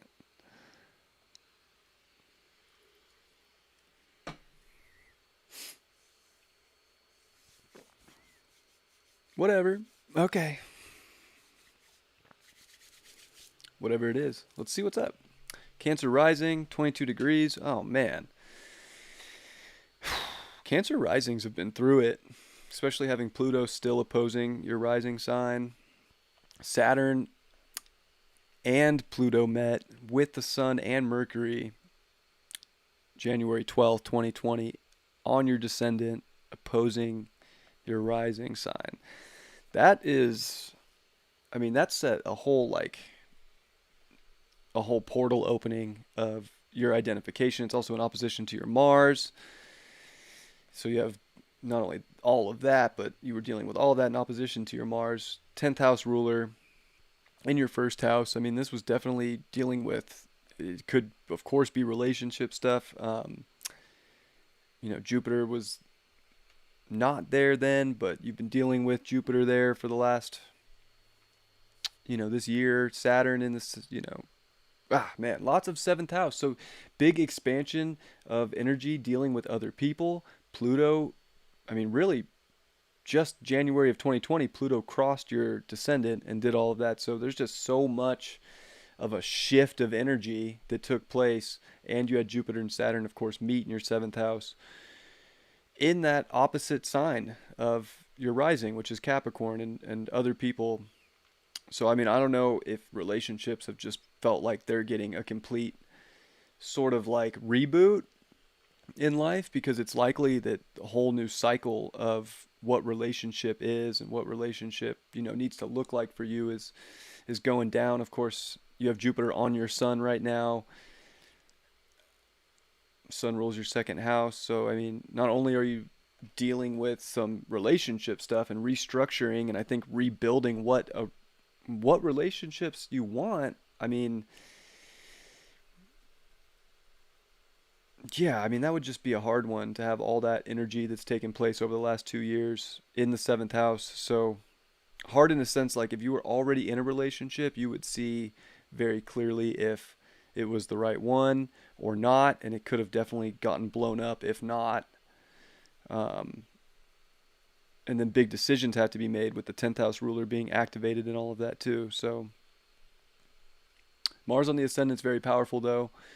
Um, Listening to your emotion and identifying with it, but it is retrograde, so it's almost like really thinking and feeling into your emotions before you just act on them. And maybe that's where, being an Aquarius, you kind of like disconnect a little bit and figure things out before you just jump in emotionally. You're like, your Mars is kind of like helping with that, I would say, but you do want to like, you're becoming more emotional in this lifetime and how to identify with your emotions. I would imagine your Mars has probably maybe progressed direct. I don't know, intuitively I feel like it did.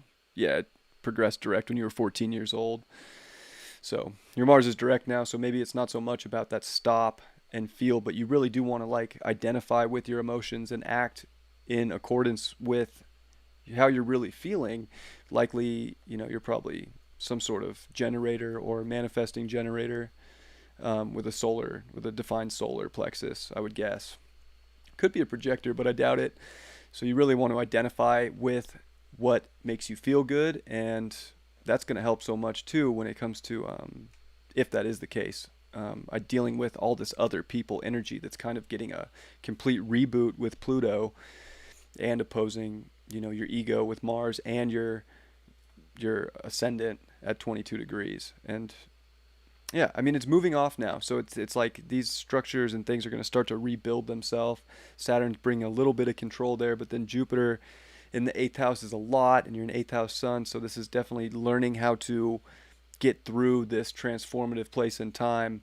But there's gifts that can come, of course, and the Sun does rule your second house. I think the gift is the value that you're finding for yourself and your individuality and your uniqueness in that Aquarian way. Um, hopefully that hopefully that resonates so far.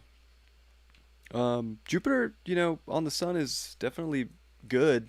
I mean, there's good news here, but and it's going to come back for the third and final hit in a couple months when Jupiter goes direct at 22 degrees of Aquarius, which is going to be in quincunx again to your rising sign. So there's like more of that energy. You have Saturn in trine to your moon, got that Gemini moon, North Node on your moon, kind of like Heidi. You and Heidi have this very similar placement with your moon. Yeah, this is especially being moon ruled here as a Cancer. Like you want to learn to have your emotions understood, even though I think being in Aquarius can be a little aloof to your emotions just in general, but in the eighth house, I think it's not so much the case. Like there's a more deeper layer, like getting into the bottom of things, but still being objective about them. And Jupiter's kind of blowing these things up. So the more you investigate, the more you get to the bottom and go through these transformations. That's great. You had Jupiter stationed on your Venus. It does rule your fourth house. That's blowing up relationship stuff as well as maybe some family situations. Um, Interesting too, being a fourth house Pluto. Like you're definitely an emotional Aquarius. Like there's no getting around that. I don't know. Maybe you've always heard like Aquarius isn't emotional, and you've probably been like, yeah, I'm kind of emotional. Yeah, you're Cancer rising Pluto in the fourth house. Like you have intense emotions, and your Sun and Mercury are in the eighth house. Like you're very passionate and intense, and yeah, full of that deep well of emotion. The Sun kind of wants you to disconnect a little bit from that, so you can look objectively at the osmosis and the transformation, and where you can find the right relations and the power. Um, Lori's calling me, so maybe I'm not like. Am I like not? What are you calling me? Okay, that was an accident, I guess. I see it. He doesn't yet.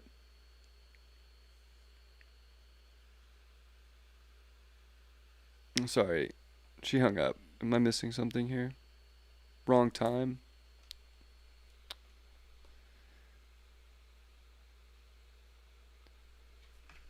I thought that was what I had on there. I should have asked. I've been asking for everybody, and I guess I missed it on this one. That's when she sent it. Was at 2:34 p.m. Sorry, I'm not. I don't. This isn't like my intake form that I like usually do readings off of. My bad. I thought I had it right with the information. We'll start over.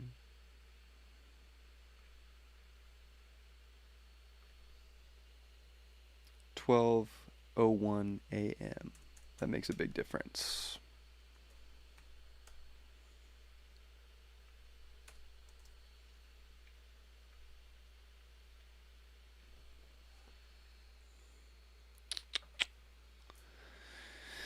Sorry about that, guys. Why'd you hang up on me? I saw you called and then I answered and you hung up on me. That was a dope hypothetical chart. It was a dope hypothetical chart. Let's see if this one has any relevance to that, right? Uranus on the ascendant, Scorpio rising. Does this look right before I keep going?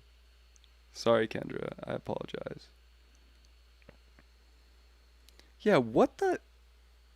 You gotta, like, you're just gonna let me, like, I get into it. I don't have the chat open on my computer. Like, it's on this. I can't look at both. I'm trying my best here. I'm trying my best. Does this look correct before I go off in some imaginary direction?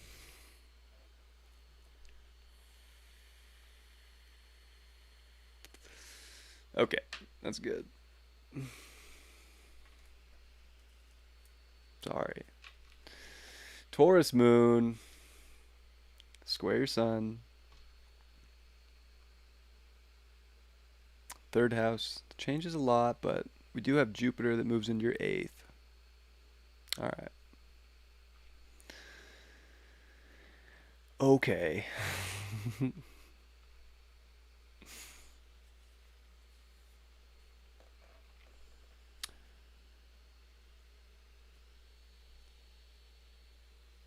So, ruling planet is Pluto in this case, and you do have Pluto in the 11th. Venus is on your Pluto right now, which is nice, I think, for seeing where your deepest values and wants and needs are, or that within other people, and are you getting that balance you're looking for within friends and groups and people. Pluto in the 11th definitely does, want to relate to people, but it's also really learning how to break out of society. Very Aquarian by nature, so this kind of like shifts things around. Like, I definitely think you're more of an Aquarius now than the other chart, as you're still dealing with Jupiter on your sun, but the sun now rules your 10th house. So we were talking about some of that with Mars. I guess some of that still applied, ironically, into the story for you. You also have the sun transiting your 10th right now, Saturn in the 10th, Saturn on the midheaven. Like, yeah, Saturn Regulus, you're here to accomplish goals, to put yourself out there. Scorpio risings can kind of want to hide behind the scenes a little bit. You do have Neptune in the first, so definitely like you want to put yourself out there. Like, you're definitely a physical identity. The more you put yourself out there, the better. Although, Neptune's hard in the first because it can be hard to see yourself. So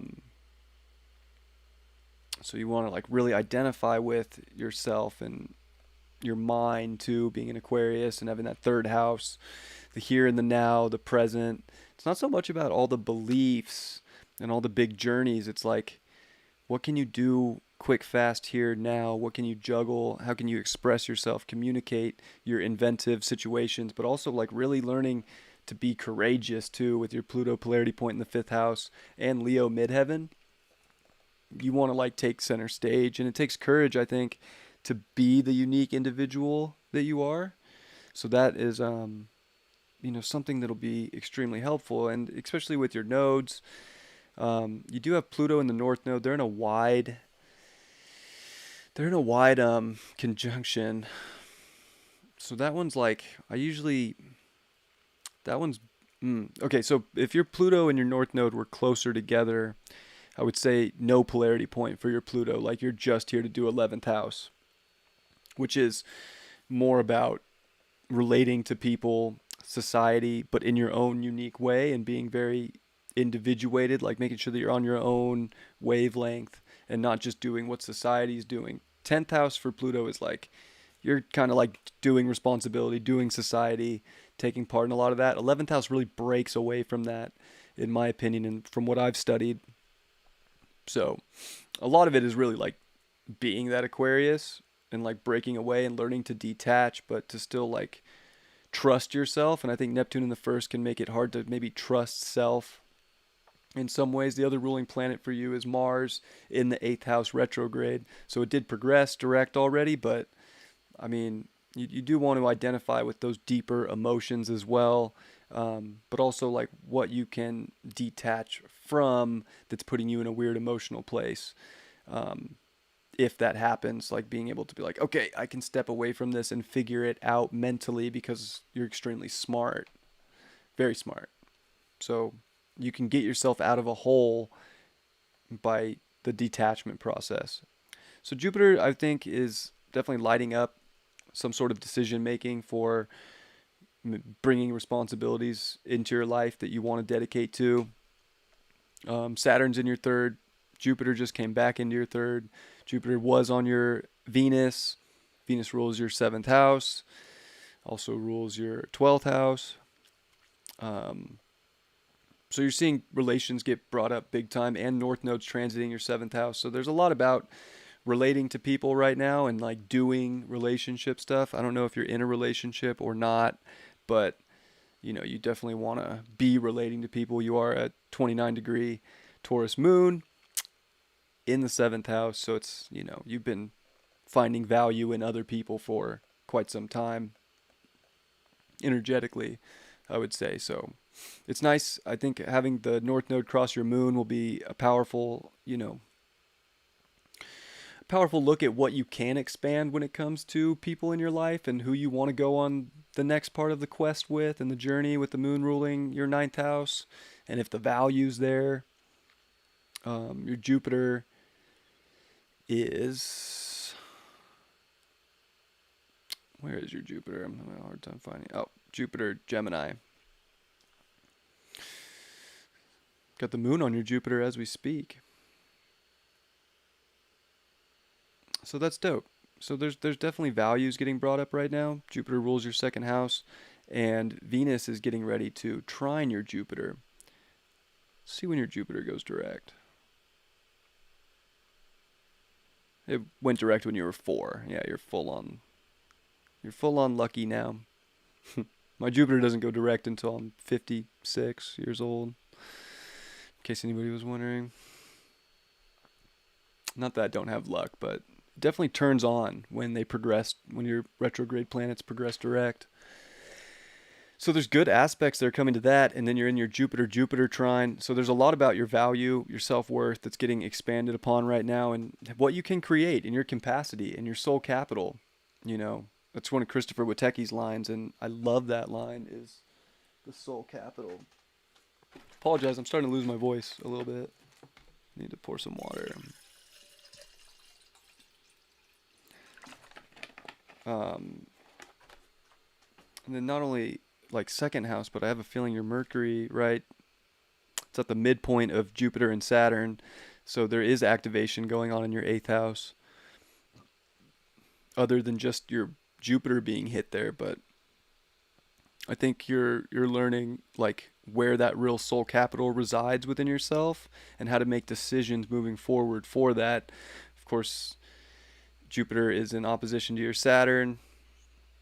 It's going to be back there. You're going to be in your Saturn opposition by the end of 2022.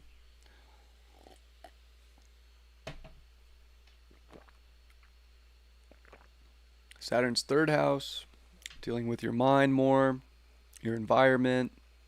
Saturn's also in your 10th, right on your midheaven. So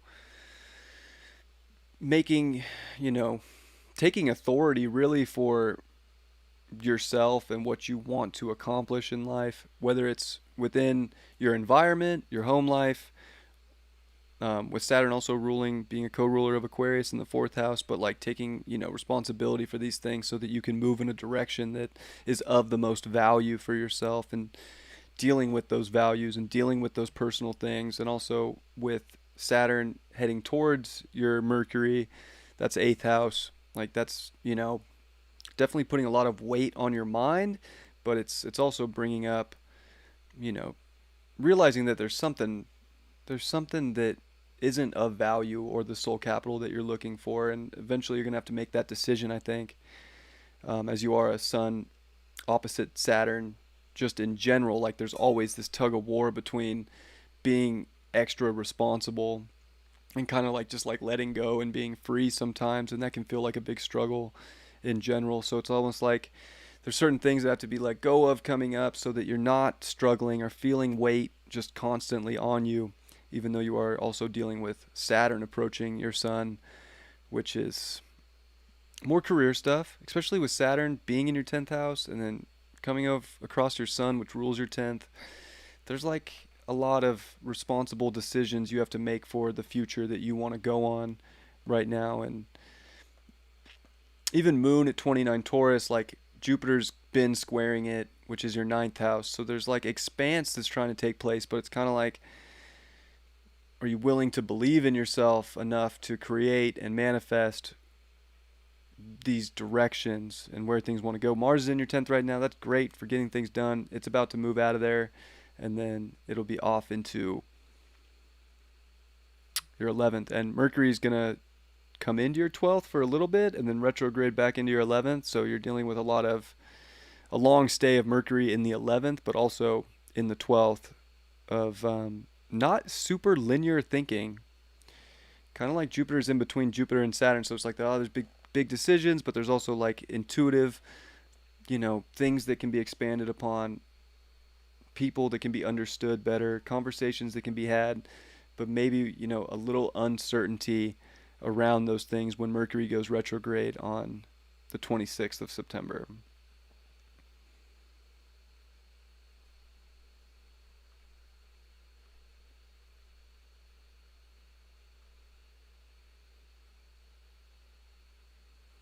Yeah, your progressed moon's in your second house. It's about to finish up in Sagittarius, so it's coming into Capricorn. I like when the progressed moon, even though it's a fall position or detriment moon, I'm sorry, for the detriment moon in Capricorn. I like cardinal progressed moons because you're going like all things are firing, and this is like building a lot of value. So you've already had your moon here for the last 7 months, and it even crossed your progressed ascendant. So there's like this triggering here of like this new direction as it finished up in your first house, and now you're building the concrete and the foundation and the security within yourself. So you've been expanding and kind of exploring these things. Capricorn's like, all right, I found what I want, and now I'm going to build it, and that's what's going to bring in. So it's a good time for money to um it is quincunx your moon natally, but that's good too because it's more of that like expanse of emotion with the ninth house also, and it's making good aspects to your sun as well.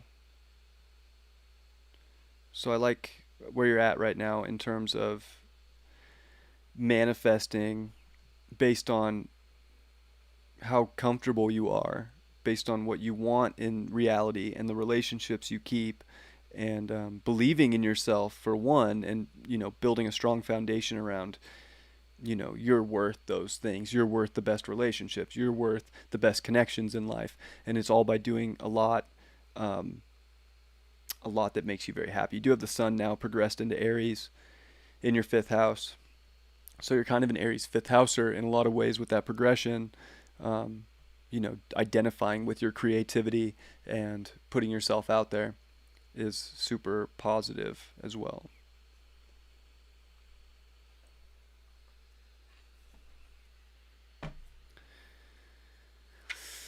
Sorry about the wrong time on the first one. Kind of wasted everybody's time a little bit, but yeah, mistakes happen.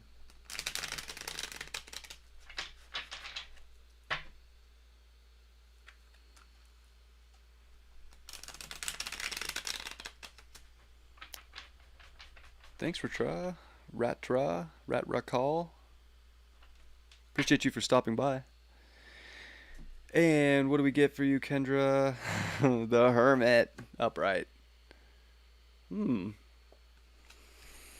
I don't know. Maybe you are feeling maybe a little hermity right now. I know you did get out, and I know you were talking about doing more festivals and stuff. I hope that you've been able to do that. Maybe now's the time to kind of come back in um, to yourself and like really make sure that you're dedicating to the right things that you really want that are going to bring you the most value right now, and shine a little light on that inner stuff. It might pay off and help you make some decisions if you're feeling like you're right on the brink of a big decision that has to be made.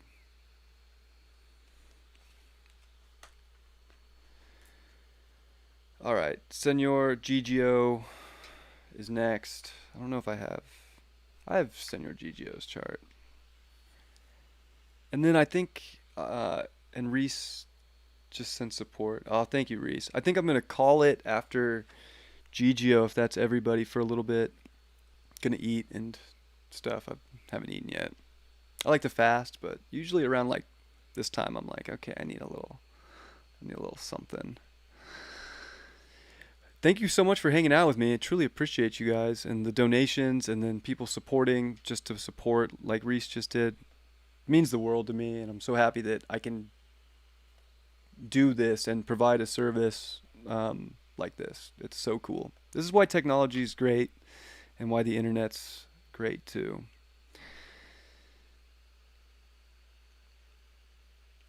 Gigio.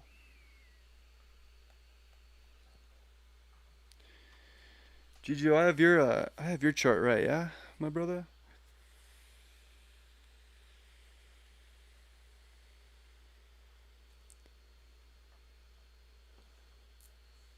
Thank you, Kendra. I'm really glad that helped. I really appreciate that you supported and that you got some value out of that too. Sorry about the false like reading in the beginning. That's it. What's up, my Scorpio? GGO has a dope song about Scorpios. So again, I'm gonna say you gotta check out Senor Gigio's YouTube. He's got dope, funny videos for one, and then his Scorpio video is like the funniest thing I've ever seen in my life. I think it's the Scorpio one. I don't know. He's got the coolest mustache and like this gold jacket. Is that not the Scorpio video? It's fucking dope. Anyways, check it out.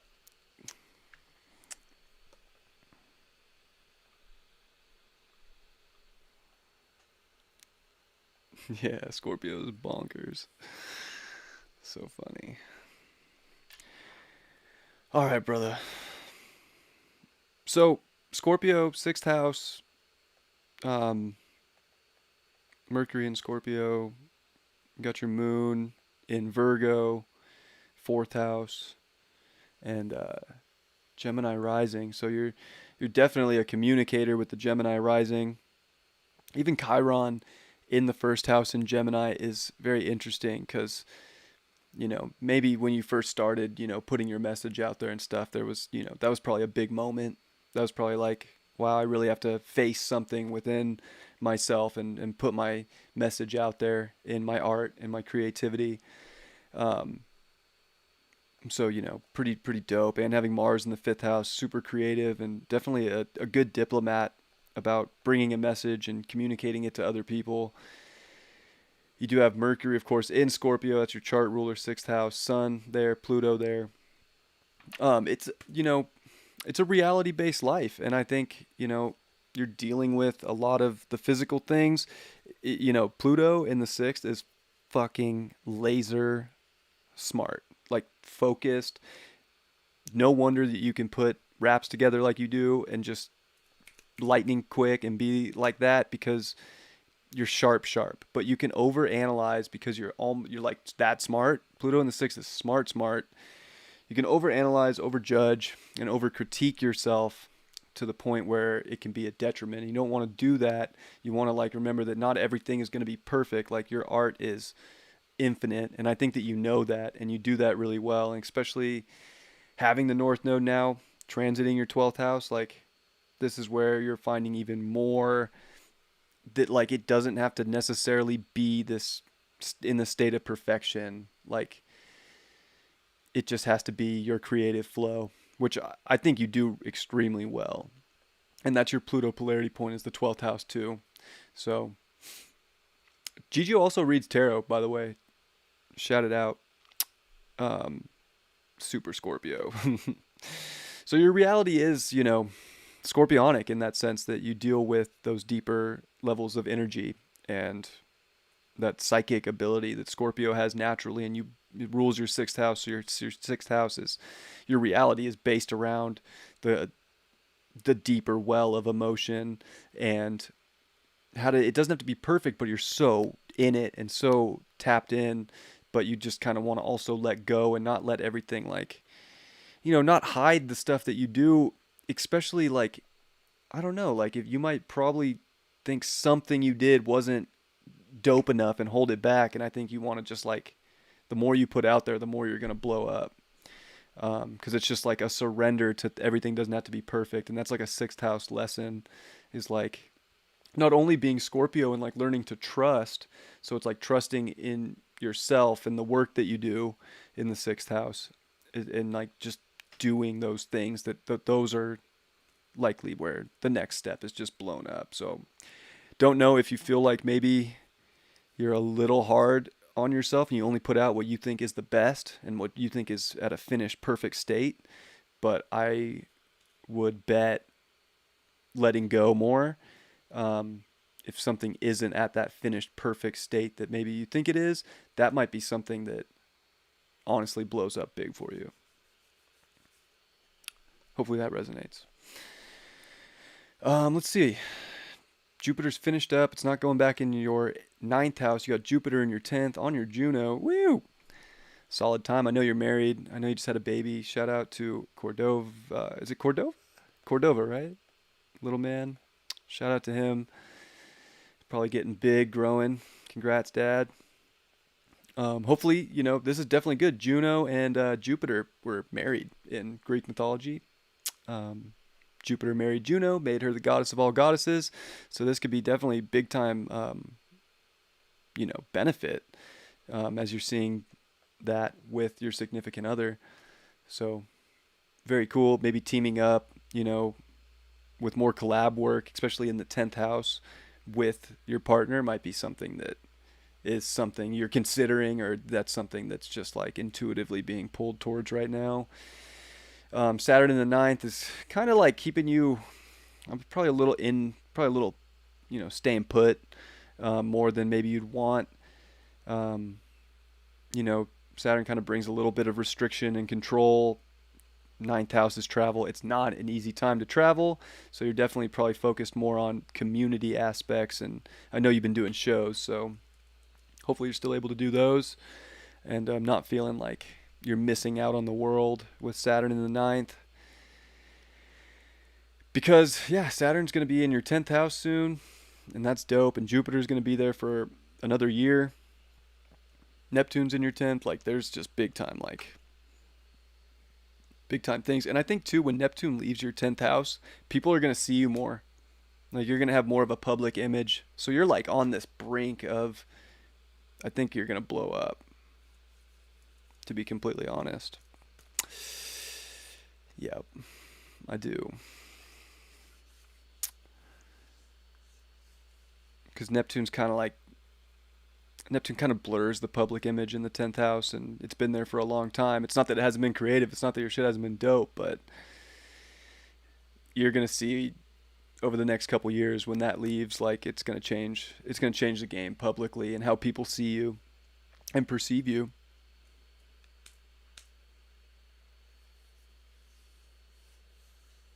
You got Mars on your moon right now. You might be fired up to make things happen. Um, Moon rules your second house, definitely, and your third house in this Porphyry chart as well. But this is like big time. What do you want to do to make more, to bring more in?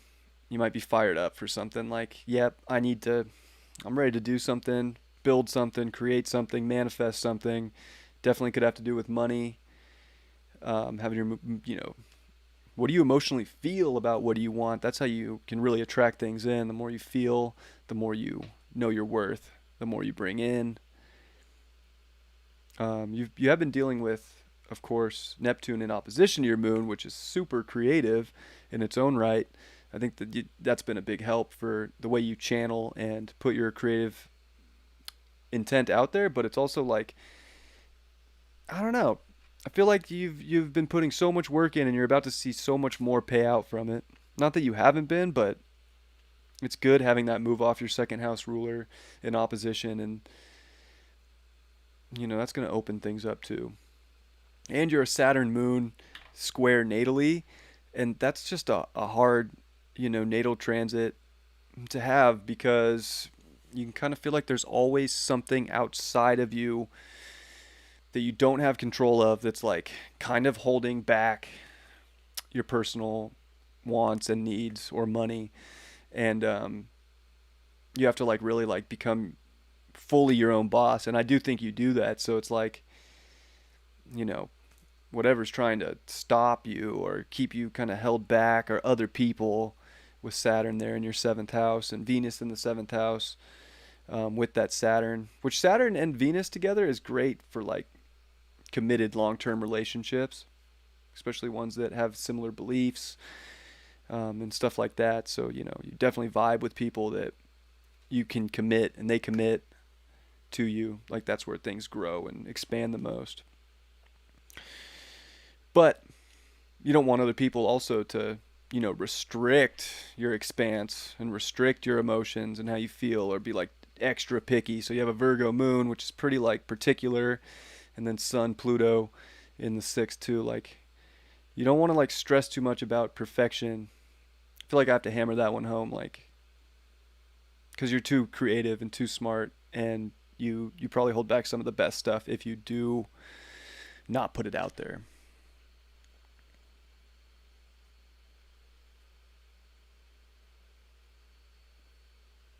Mm, mm, mm, mm.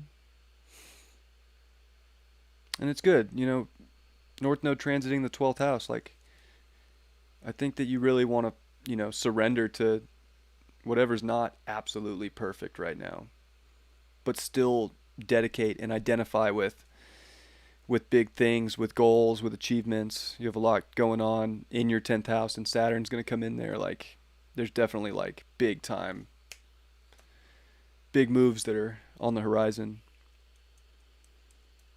And you're going to get a Mercury retrograde in your 5th house. So that's going to have you like rethink some of your creative thoughts and some of your creative potential. Because that, honestly, that Mercury retrograde in your 5th, which is going to come back out in November 5th, I believe. So, right 10 days before your birthday. And then we come into your solar return. That, you're going to have so much creative insight after that Mercury retrograde. It's going to blow your mind. I don't want to even consider that you're having a creative block right now. You might a little bit coming up in October with that Mercury retrograde, but it's like it's gonna unlock the beast. It's dope. So I hope you feel that potential coming.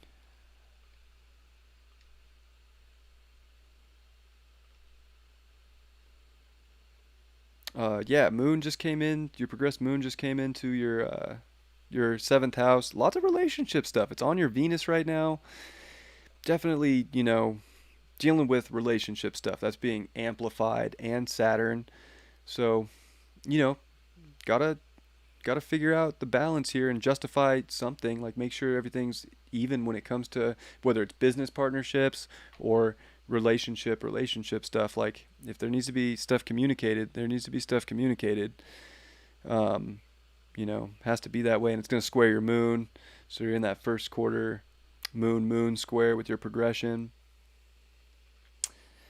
Yeah, family stuff, relationship stuff are kind of on the forefront right now. I know you just had a kid, and I've been there too. So there's always more that comes into the family spectrum and relationship spectrum with a kid, which is good too. And 5th house can bring up kids too, and it's interesting having that retrograde with Mercury there, and just throwing this stuff out there. I know you'll discern the best. You're in it.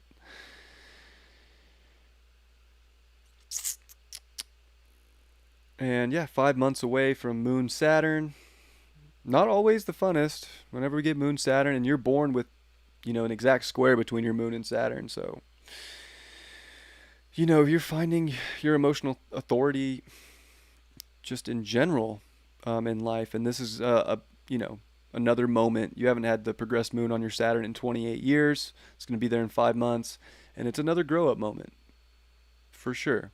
And how you can liberate yourself through whatever's going on with other people in life. I feel like we're all dealing with a lot of other people stuff, and this is where you got to kind of be the diplomat. And being a good diplomat only works if you come to a decision about what's best for your heart, your creativity, your family, all of those things, and of course your career too, which is that 10th house. And a lot is going on in that 10th house for the next 5 years, so that's dope too. So there's definitely a lot to be excited about, I would say. And you have your progressed sun going through the galactic center, 27 degrees of, and your progressed Uranus. Yeah, that's dope. Like, you're at a high vibration. You've progressed to like one of the highest vibrations that you could be at right now, at making decisions regarding other people that are best for you and where the legacy and the mission's heading. So hopefully you enjoyed that.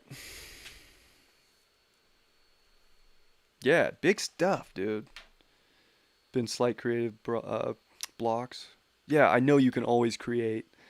Um, Dude, bro, if you ever do something and you're not feeling it or something, and you just want to like run it by me and see if like, hey, I don't know about this, but do you think it's dope?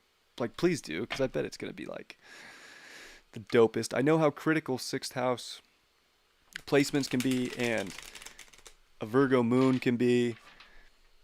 So it's like, I don't, I don't want you to hold back because you could be like so analytical and critical of a lot of, your creativity and stuff. And it's just, you're so talented and so good. Like, I don't want you to not put that stuff out there because I love you.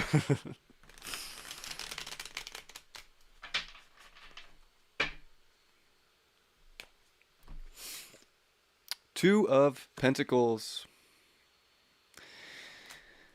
I mean, I know it feels like there's chaos out there in the world. I feel like there's a lot to juggle, a lot of decisions to be made about physical stuff. You know, it's like you get to choose between chaos and harmony, and sometimes the chaos is what brings the harmony. So sometimes you have to like get into that place. I don't know. What are you weighing out? Knight of Cups in reverse. An emotional decision of where the direction that you want to go right now. So you're trying to make a big decision about this, like, I think your career and stuff, and something that you feel deeply for, and you might feel a little stuck or a little slow right now, but it's about to speed up. And I think that that's the biggest message is like things are going to start speeding up over these next couple years, even if they feel a little stuck or slow now. Like it's about to be go time. So don't get discouraged or let down right now. Yeah.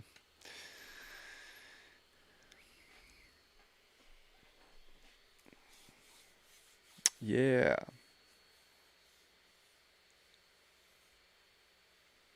All right. Much love to everybody. I think that's everybody. Did I get everybody that donated?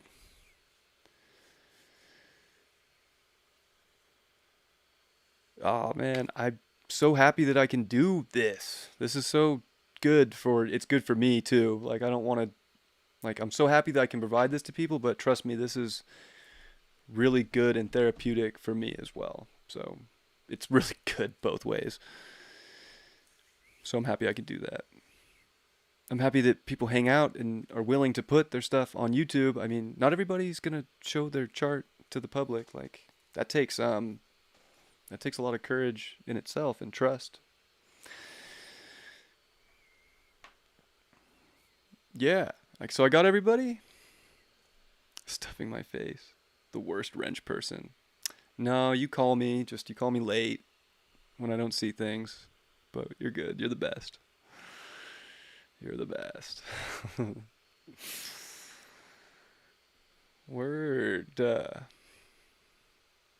Well, these are kind of quick. They're kind of just I go at them pretty quick, but um, there's a lot to talk about in the astrology, and I go much deeper into more of the mission when I do personal readings for people with like Pluto, the nodes, the rulers of the nodes, and get much more intricate.